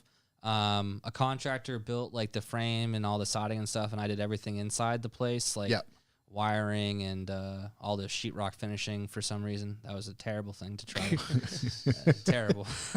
But yeah, no, it's like I love wrenching on cars and doing everything I can with cars. And just like learning stuff. That to me is like, I love it so much. Outside of work, it's like, I almost feel like it's just, it like works like a different part of your brain, I think. So yeah, like whether it's doing something like grinding off a surface ultimately with my legacy, I repainted it at my house. And that was so much learning. And it gave me such like a different perspective on that whole area of the automotive world. Like seeing professionals that are putting out these like incredible paint jobs is just, I have such a deep level of respect for every step that goes into that process, having done it just a tiny little bit myself. Right. You get an idea of what goes into it. Yeah, absolutely. So I guess kind of reflecting on what I really enjoy most out of cars is the process of building them, so to speak. Tinkering in general. I mean, I do like all the regular maintenance on like family cars too, which I guess I enjoy that less so than like doing custom stuff. But it's kind of like the I don't want to say it pays the bills, but this is kind of the fitting analogy is like you know, I do all the maintenance on our family cars to kind of justify the all the other stuff as well. But yeah, man. I've had my WRX for a long time. Having it in the magazine was like a huge thing for me, is like seeing it in my hands. Yep. It's incredible. And then How long have you owned that car? I want to say almost 10 years now. Wow. Yeah. I had a lot of great memories in that car. Rode away from being married in that car. Ashley and I were in the back, and our buddy Zach DePiro snapped a really great photo of it, which Zach D? Yeah. Big shout, Zach D. Zach D always gets the shots. Yeah, man, he always does. And that's I don't know if you guys can see it on my phone, not on the internets, but You share with us. yeah. Oh, come on, phone. That's us right there. Oh, that's yeah, perfect. awesome. Yeah. That's a Zach D shot. Zach, Who every was time. the trusted driver? That was my brother. There you go. It All was. He doesn't drive stick shift, so it was on a hill. He just a nice roll. So it's just a roll down the hill. I was like, "You operate the brake pedal, bro. Yeah. Yeah. Don't get us going too Yeah. fast." How are you with brakes? Yeah. Don't go too fast. We're on the back here. But yeah, that the WRX has been similarly like a really long project. Yep. And it's seen many iterations. Yeah. I had a 2.5i before that. Chuck, you just take your headphones off, man. You don't have to hear this. I was there once. And I wanted to do the wide body conversion on that one, which is like very similar to like in the BMW world, M3s have like wider quarter panels. Yeah. So in this very strange world, I have a Subaru wagon where I took sedan quarter panels, and just like doing an M3 conversion on a non-M.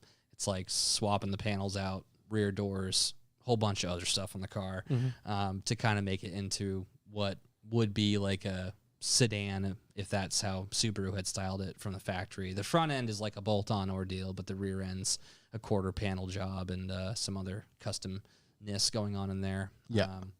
And that car has got like a shaved engine bay and big wheel tubs. And I was going to say the tubs in the front are, you know.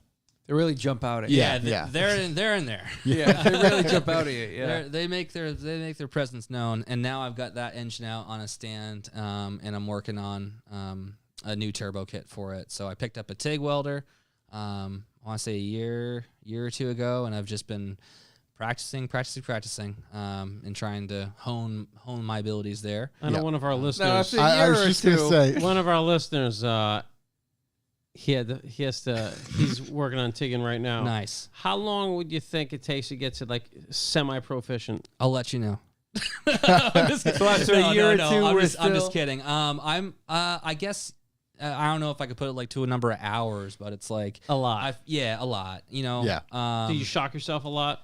A couple of times. Yeah. Definitely like burned myself more than anything, which Yeah. I'm like notorious for doing somehow anyways. burning yourself. Yeah, I just like find a way to burn myself at all times. Those But- TIGs will liquidize stuff too. yeah, definitely. And you'd think like smart person, you can say, well, that thing got real hot, John. Don't pick it up afterwards. But after you do the welding, it's like, I want to look You're at so it. eager, Yeah. right? It's Yeah. like, no, don't. Yeah, I bet burn on welds. I think- fucking Yeah. horrible. I think our guy here wants to dive right into oil pan building, right? he's gonna try to cut and modify his oil pan like day Ooh, two. there you yeah, go. he just bought the So welder. big shout yeah. to Igor. Okay. That Godspeed, man. Yeah, I welded up an intercooler, and I was real happy that I did it. Spent a lot of time practicing before that. Yeah. But I got So what you're saying, you're not ready for the NASCAR box weld test? I mean, I could be. I don't know, man. The cube, NASCAR cube test. Yeah, my no. man's been at it for a couple years now. You know. Yeah. You might be ready for this. Structural, whatever. You throw it, it's fine. It's Tyler Page. What's up, man? Tyler's got a really awesome E36. Miss He you used too, to, homie. I was going to say, he used to work with you guys, right? Yeah. Awesome dude, that guy. Yeah. Miss you too, homie. So just, trying to learn all sorts of different things out in the shop, and, like many things, you try them one time and it doesn't go so good. So See you how it just pans gotta out. just got to keep trying and trying to learn. But I've never let like a bad outcome stop me from trying again. Yeah. And it's been fun to watch from afar because every time it's just like, oh, John's doing that himself. Yeah. Oh, wow, he's doing that himself. Yeah. I didn't know you painted the whole car yourself. I sure did. Didn't know Yeah. that. So Actually, twice. Yeah. I was gonna say I remember watching you just assemble the paint booth Yeah. over the course of a couple days. Yeah, so Just I getting painted that it all sorted. the first time. I had the whole car apart, glass out, doors out. So I did the insides of the doors, the door jambs where the glass would be, all that stuff.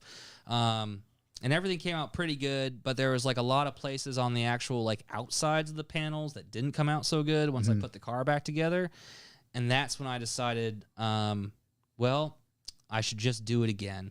And that time the first time around, I didn't build a booth. I used my whole shop as Yep. a booth.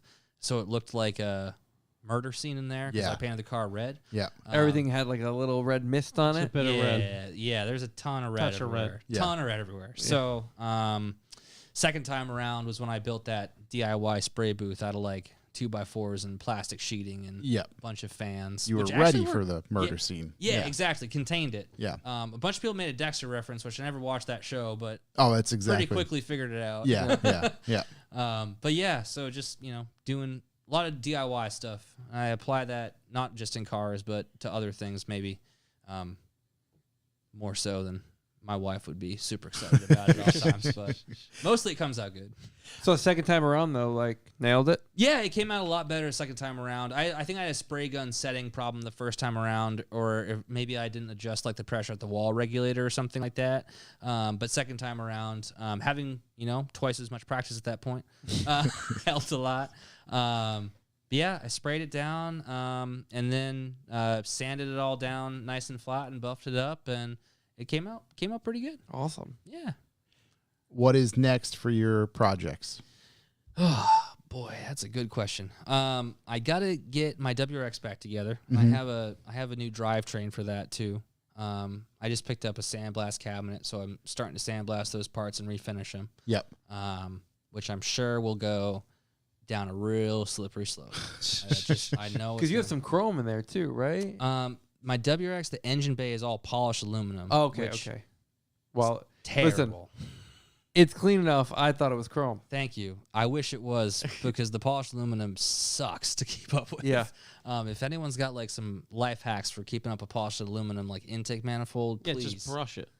Thank you. Yeah. Yes. Yeah, that would be the Or just chrome it. I don't yeah. know. You need I what are don't those know. things called? Not a Brillo pad. You need Scotch-Brite pad? red Scotch Brite and WD-40. Yeah. Give it a nice It brush brushes look. it. Yeah. Change your life.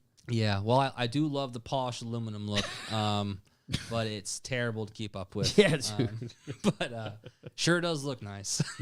For a little bit. For a little bit, yeah. So I want to get the engine back together with that. But I was actually today at the Newport Car Museum Yep. with my wife, who's taken a real fondness to C3 Corvettes. Oh, okay. So All right. All right. Okay. Same. That's out of left field. Yeah. And we're actually standing next to one, and she's like, "Wow, this got a long hood." I'm like, "Yeah, Well, baby, we got $1,500 in our bank account. We'll grab one of those. we got all we can go with these." So I know very little about them. I So believe does everyone else. They referred to the casket version, right? Is that the one? I think that's the only way you can like them. Yeah. I don't know. But she likes them, so that's good. Sold. Yeah. That's an important factor. Right. Huge. That's a huge Yeah. factor. And Only factor. I'd like to do something. I want to do something with an engine swap. That might be a little sacrilege, but No, you should case swap it. Put an R32 motor in something. it. That's Something. bad I was idea. honestly thinking some kind of Little Volkswagen Japanese motor? engine in there. Yeah. Would love to do like a 2J, but those. Oh my God! those- Put Oh, a now SR20 in it. Yo, That would be They'll take great. your motor. Yeah. You Yeah. take their motor. right. Yeah, so something like that. I'd like to do something different with an engine swap, and it would naturally be very lowered, probably with air ride. Yeah. You know. I'd imagine so. Yeah, I'd hope so. Those are the things there, but I had a question yeah, that I should have asked way earlier and it just popped in my head again. that's all good. Who came up with the name Bagriders? Will. How? It's a great name. Well, It aged like a fine wine. yeah, Real locked it in.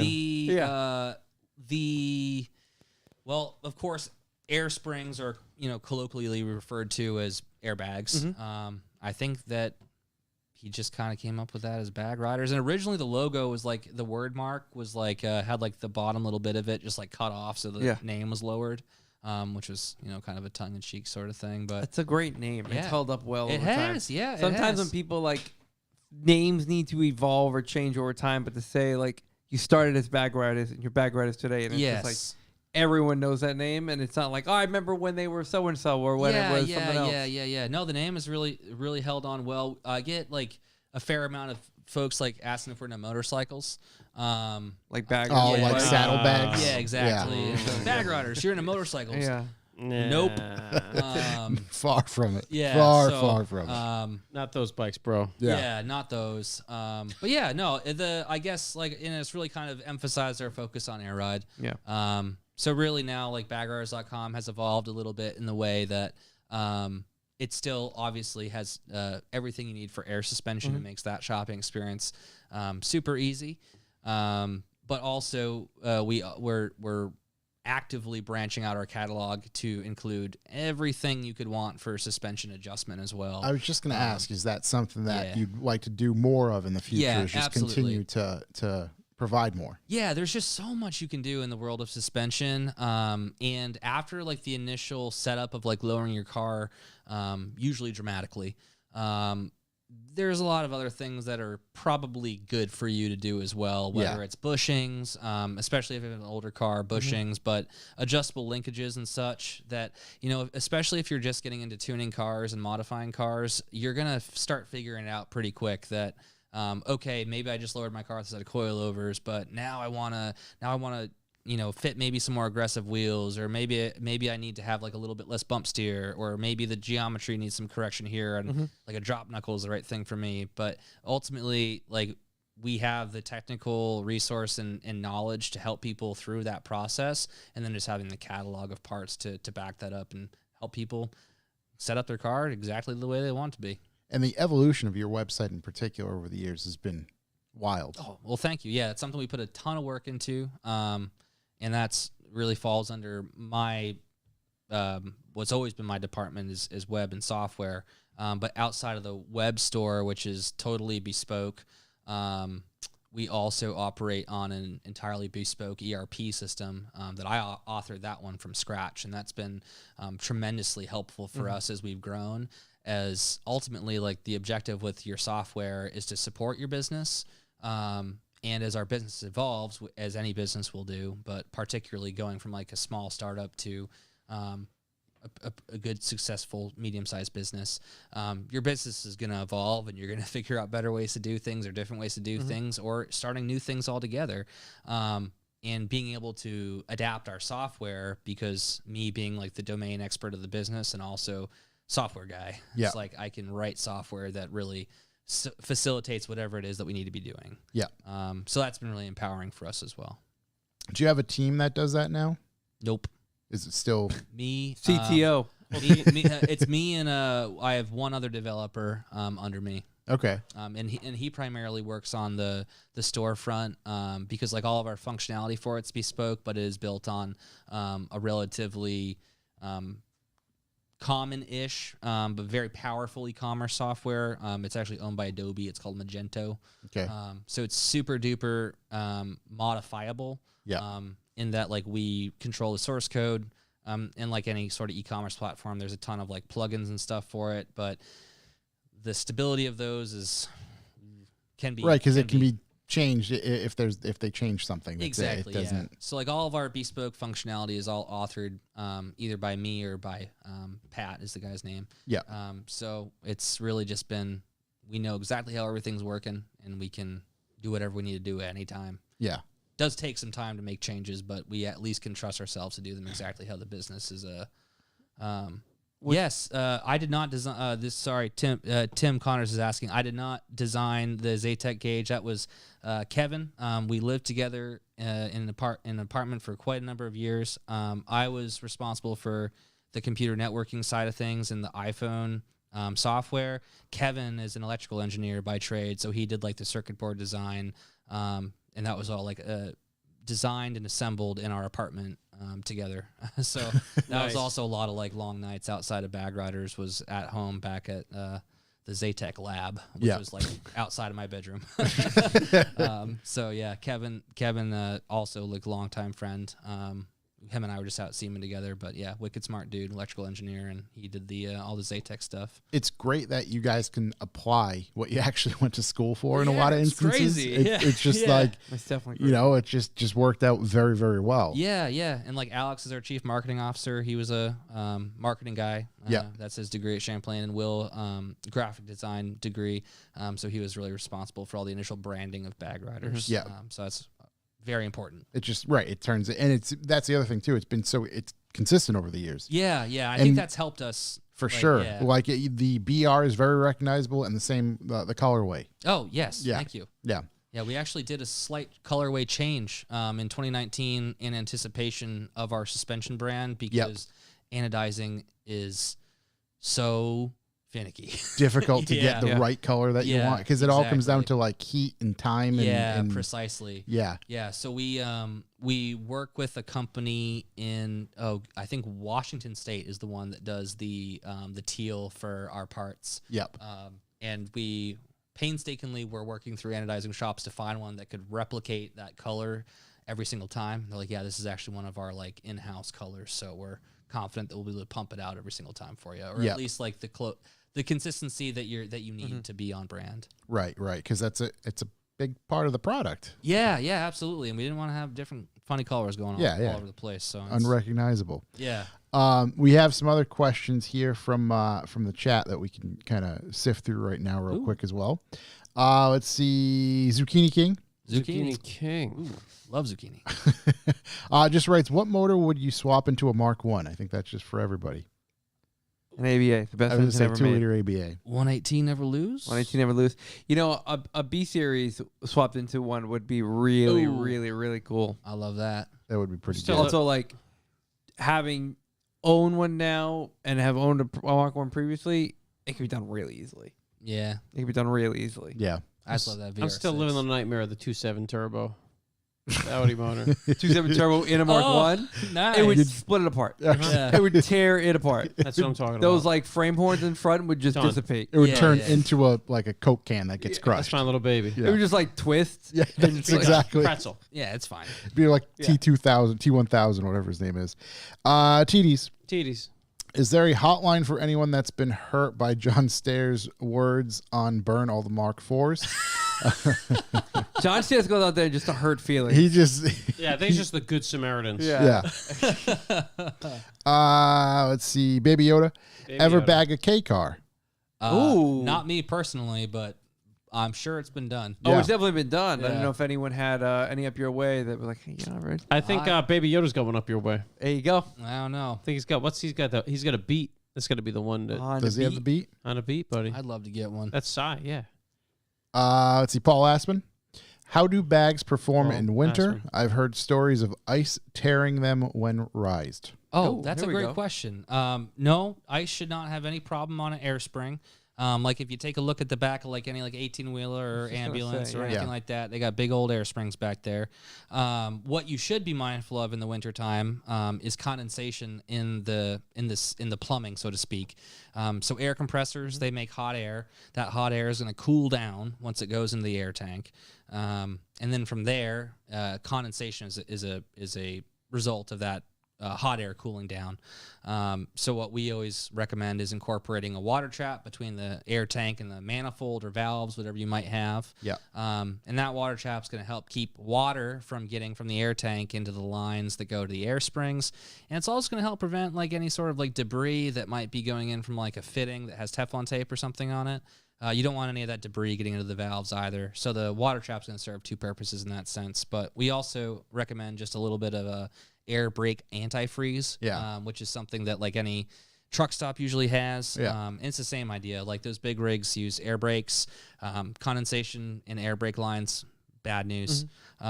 So we just put a little bit of air brake antifreeze in there as well, just to keep everything flowing nicely. We used to put a cap full Yeah. in the tank. Yep. Every October or whatever Yeah, it was. right. Yeah, it's really, really minor thing. And other than that, I mean, it's just like any other suspension in the cold. Like your shock oil is going to be a little bit thicker, but that cools that warms up very quickly. Very, very quickly, in fact. So your suspension will begin the day just a little bit stiffer, and that's just a result of the shock oil not having as free flowing passage through the internal shock body. But the air spring itself is no concern for the winter months whatsoever. Useful information alert. Every detail Maine. Every detail. For man. John, what was the biggest challenge, if any, in growing Bag Riders? Oh boy.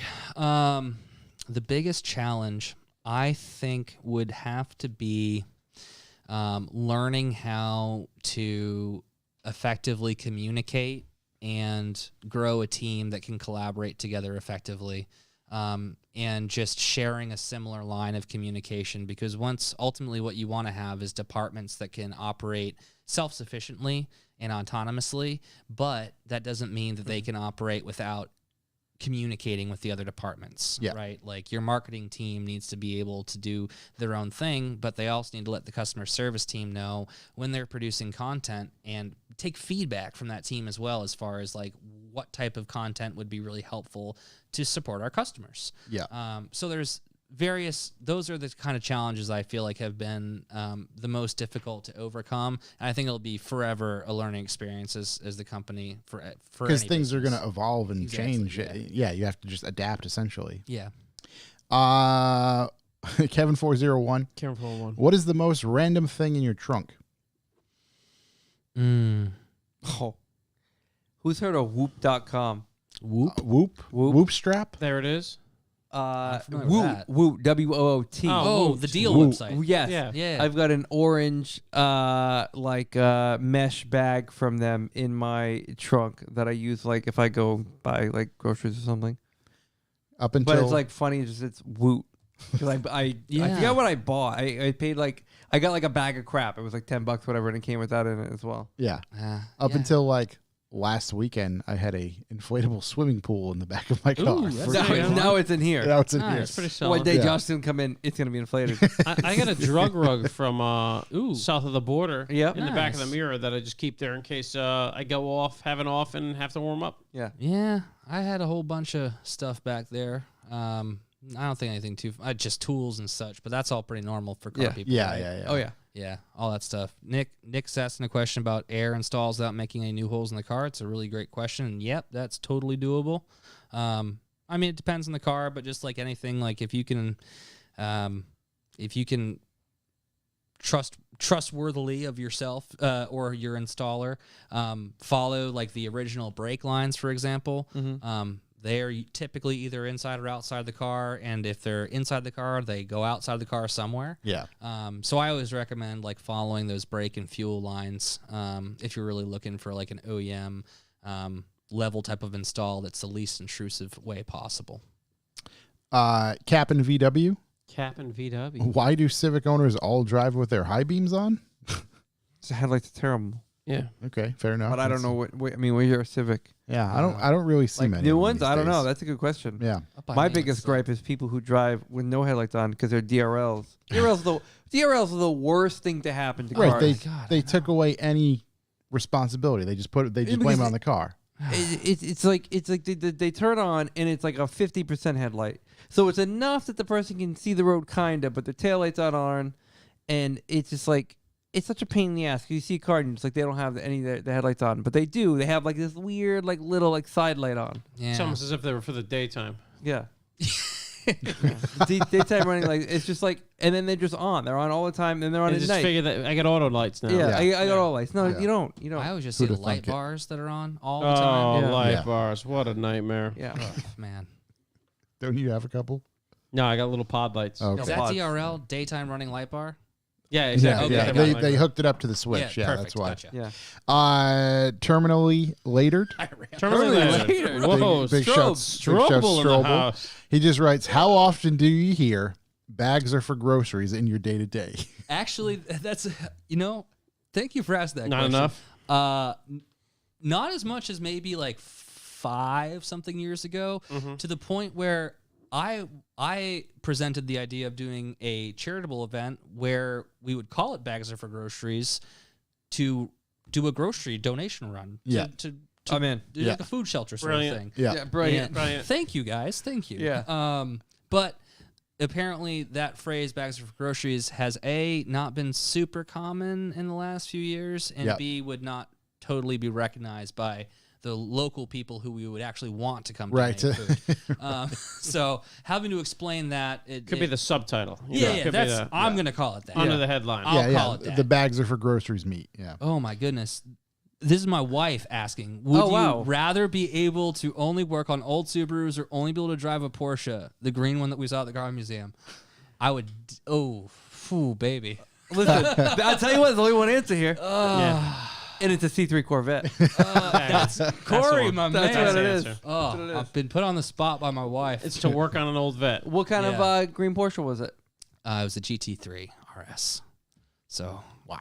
Well, I mean, listen, bud. Listen, good news. C3 is only like $1,000. You got this. I was going to say, we don't need to talk about the price of the GT3 RS, but Nope. Going to open a lot of space in the garage getting rid of all the Yeah. Subarus. I'll always fix up A lot your of old time. Subarus, baby. Don't Yeah. worry. Probably less money in insurance for the C3. What do you Yeah. daily drive? Oh, that's a good question. That's a great question. I daily drive a couple of things. Depends on the day and what's functioning. But most of the I like where this is time, going. most of the time, I drive around a glorious 2005 Subaru Outback that I, for some reason, reupholstered the entire the entire like pillar trim up in black ultra suede because. Get to Why sway not? that Why thing not? out. Yeah. It was Yeah. like it's gold. It was gold on gold, and that just wasn't jiving for me, man. I just don't know what came about me. Custom fitted now. Yeah. Yeah, very custom. Fit it. To your point of headliners, though, Yeah. Yeah. That's a Suck, big one. dude. It's not for me. I promise you it's not for me. You got to pull the windshield, you know? Really get it done right. been spoiled by wagons, though. Why is the carpet out Spoiled to by be the wagons? headliner? Yeah, Don't no, worry there's about the whole thing, man. That's a weird car.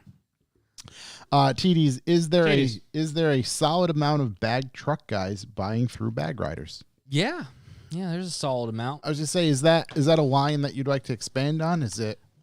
Always, definitely. It's a little bit of a different market than what we really have ourselves been into. Yeah. So that to me is like the hardest part about like branching out is because I want to always feel like when a customer calls us, they're getting the best experience and the most personal type. A legit, right? You know, if like when I was answering phones many years ago, or the 4 of us that started the company, I could tell you with absolute certainty that you're talking to someone. One of the 4 of us is like, "Hey, yeah, I've had this car. I know what you're doing."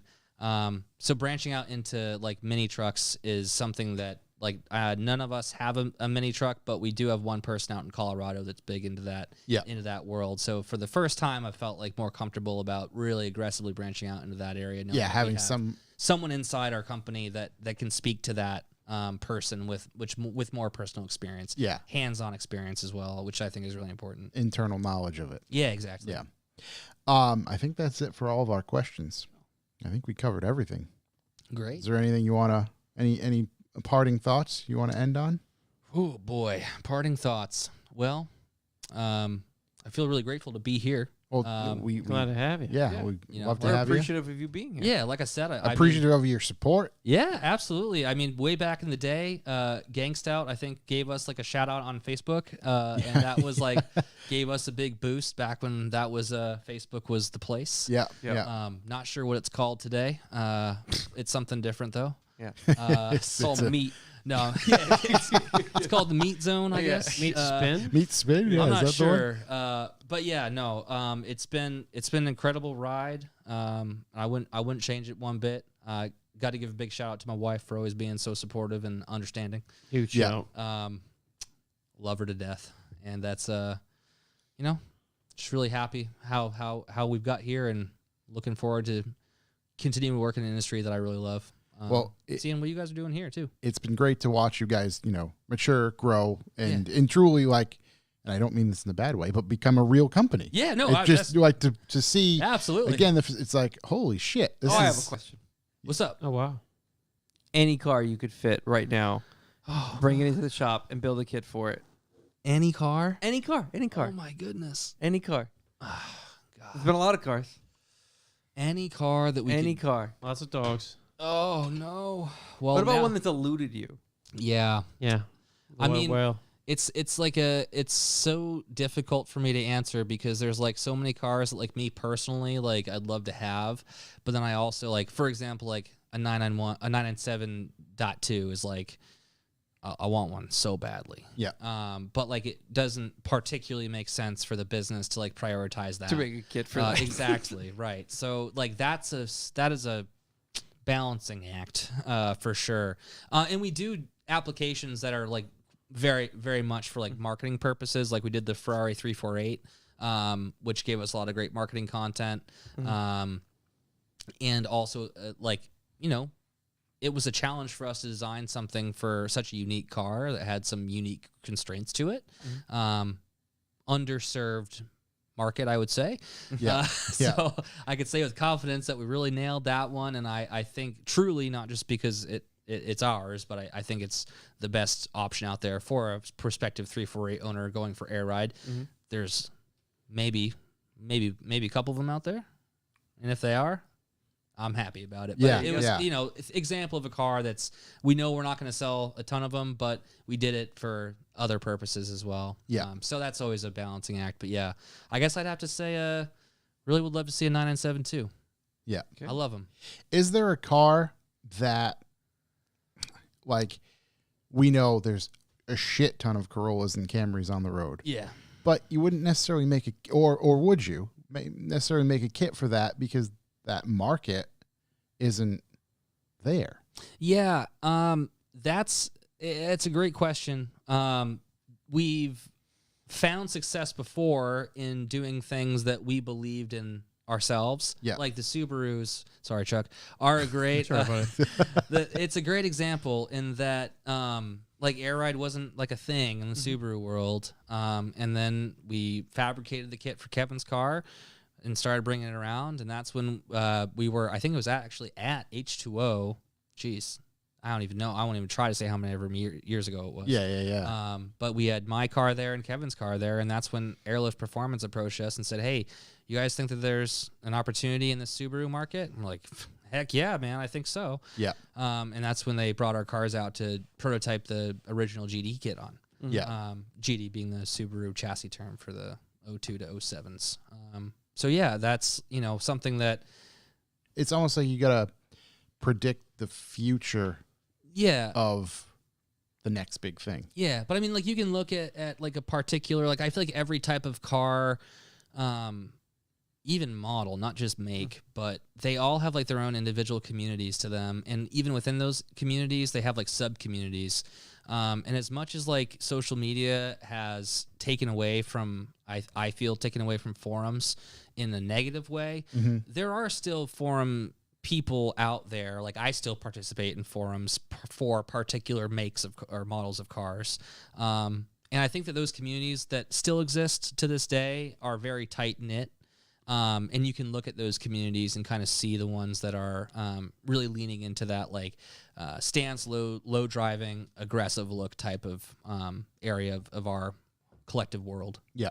So essentially, you have to do your research and make the right, exactly, you know, not predicament, but plan for the right. Yeah. And you're not going to get it right every time. But, right. You know, you got to try. Right. But at least it's available. Yeah. In case somebody with a 348 wants one. Yeah, exactly. Correct. Yeah. I think that is going to do it for us this week, ladies and gentlemen. John, thank you truly. Well, thank you guys. For making this happen, coming to hang out for a while. Good luck with the C3. Yeah. Thank you. Thank you. As always, thank you for listening. Don't forget to visit our YouTube channel where you can like, comment, and subscribe for more content. Visit our website, revivalmotoring.com.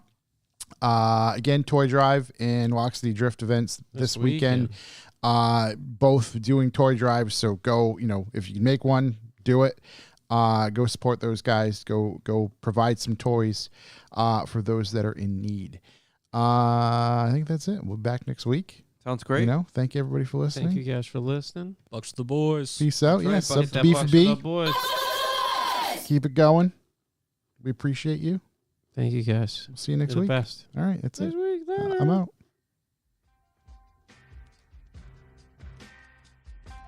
I'm gonna come.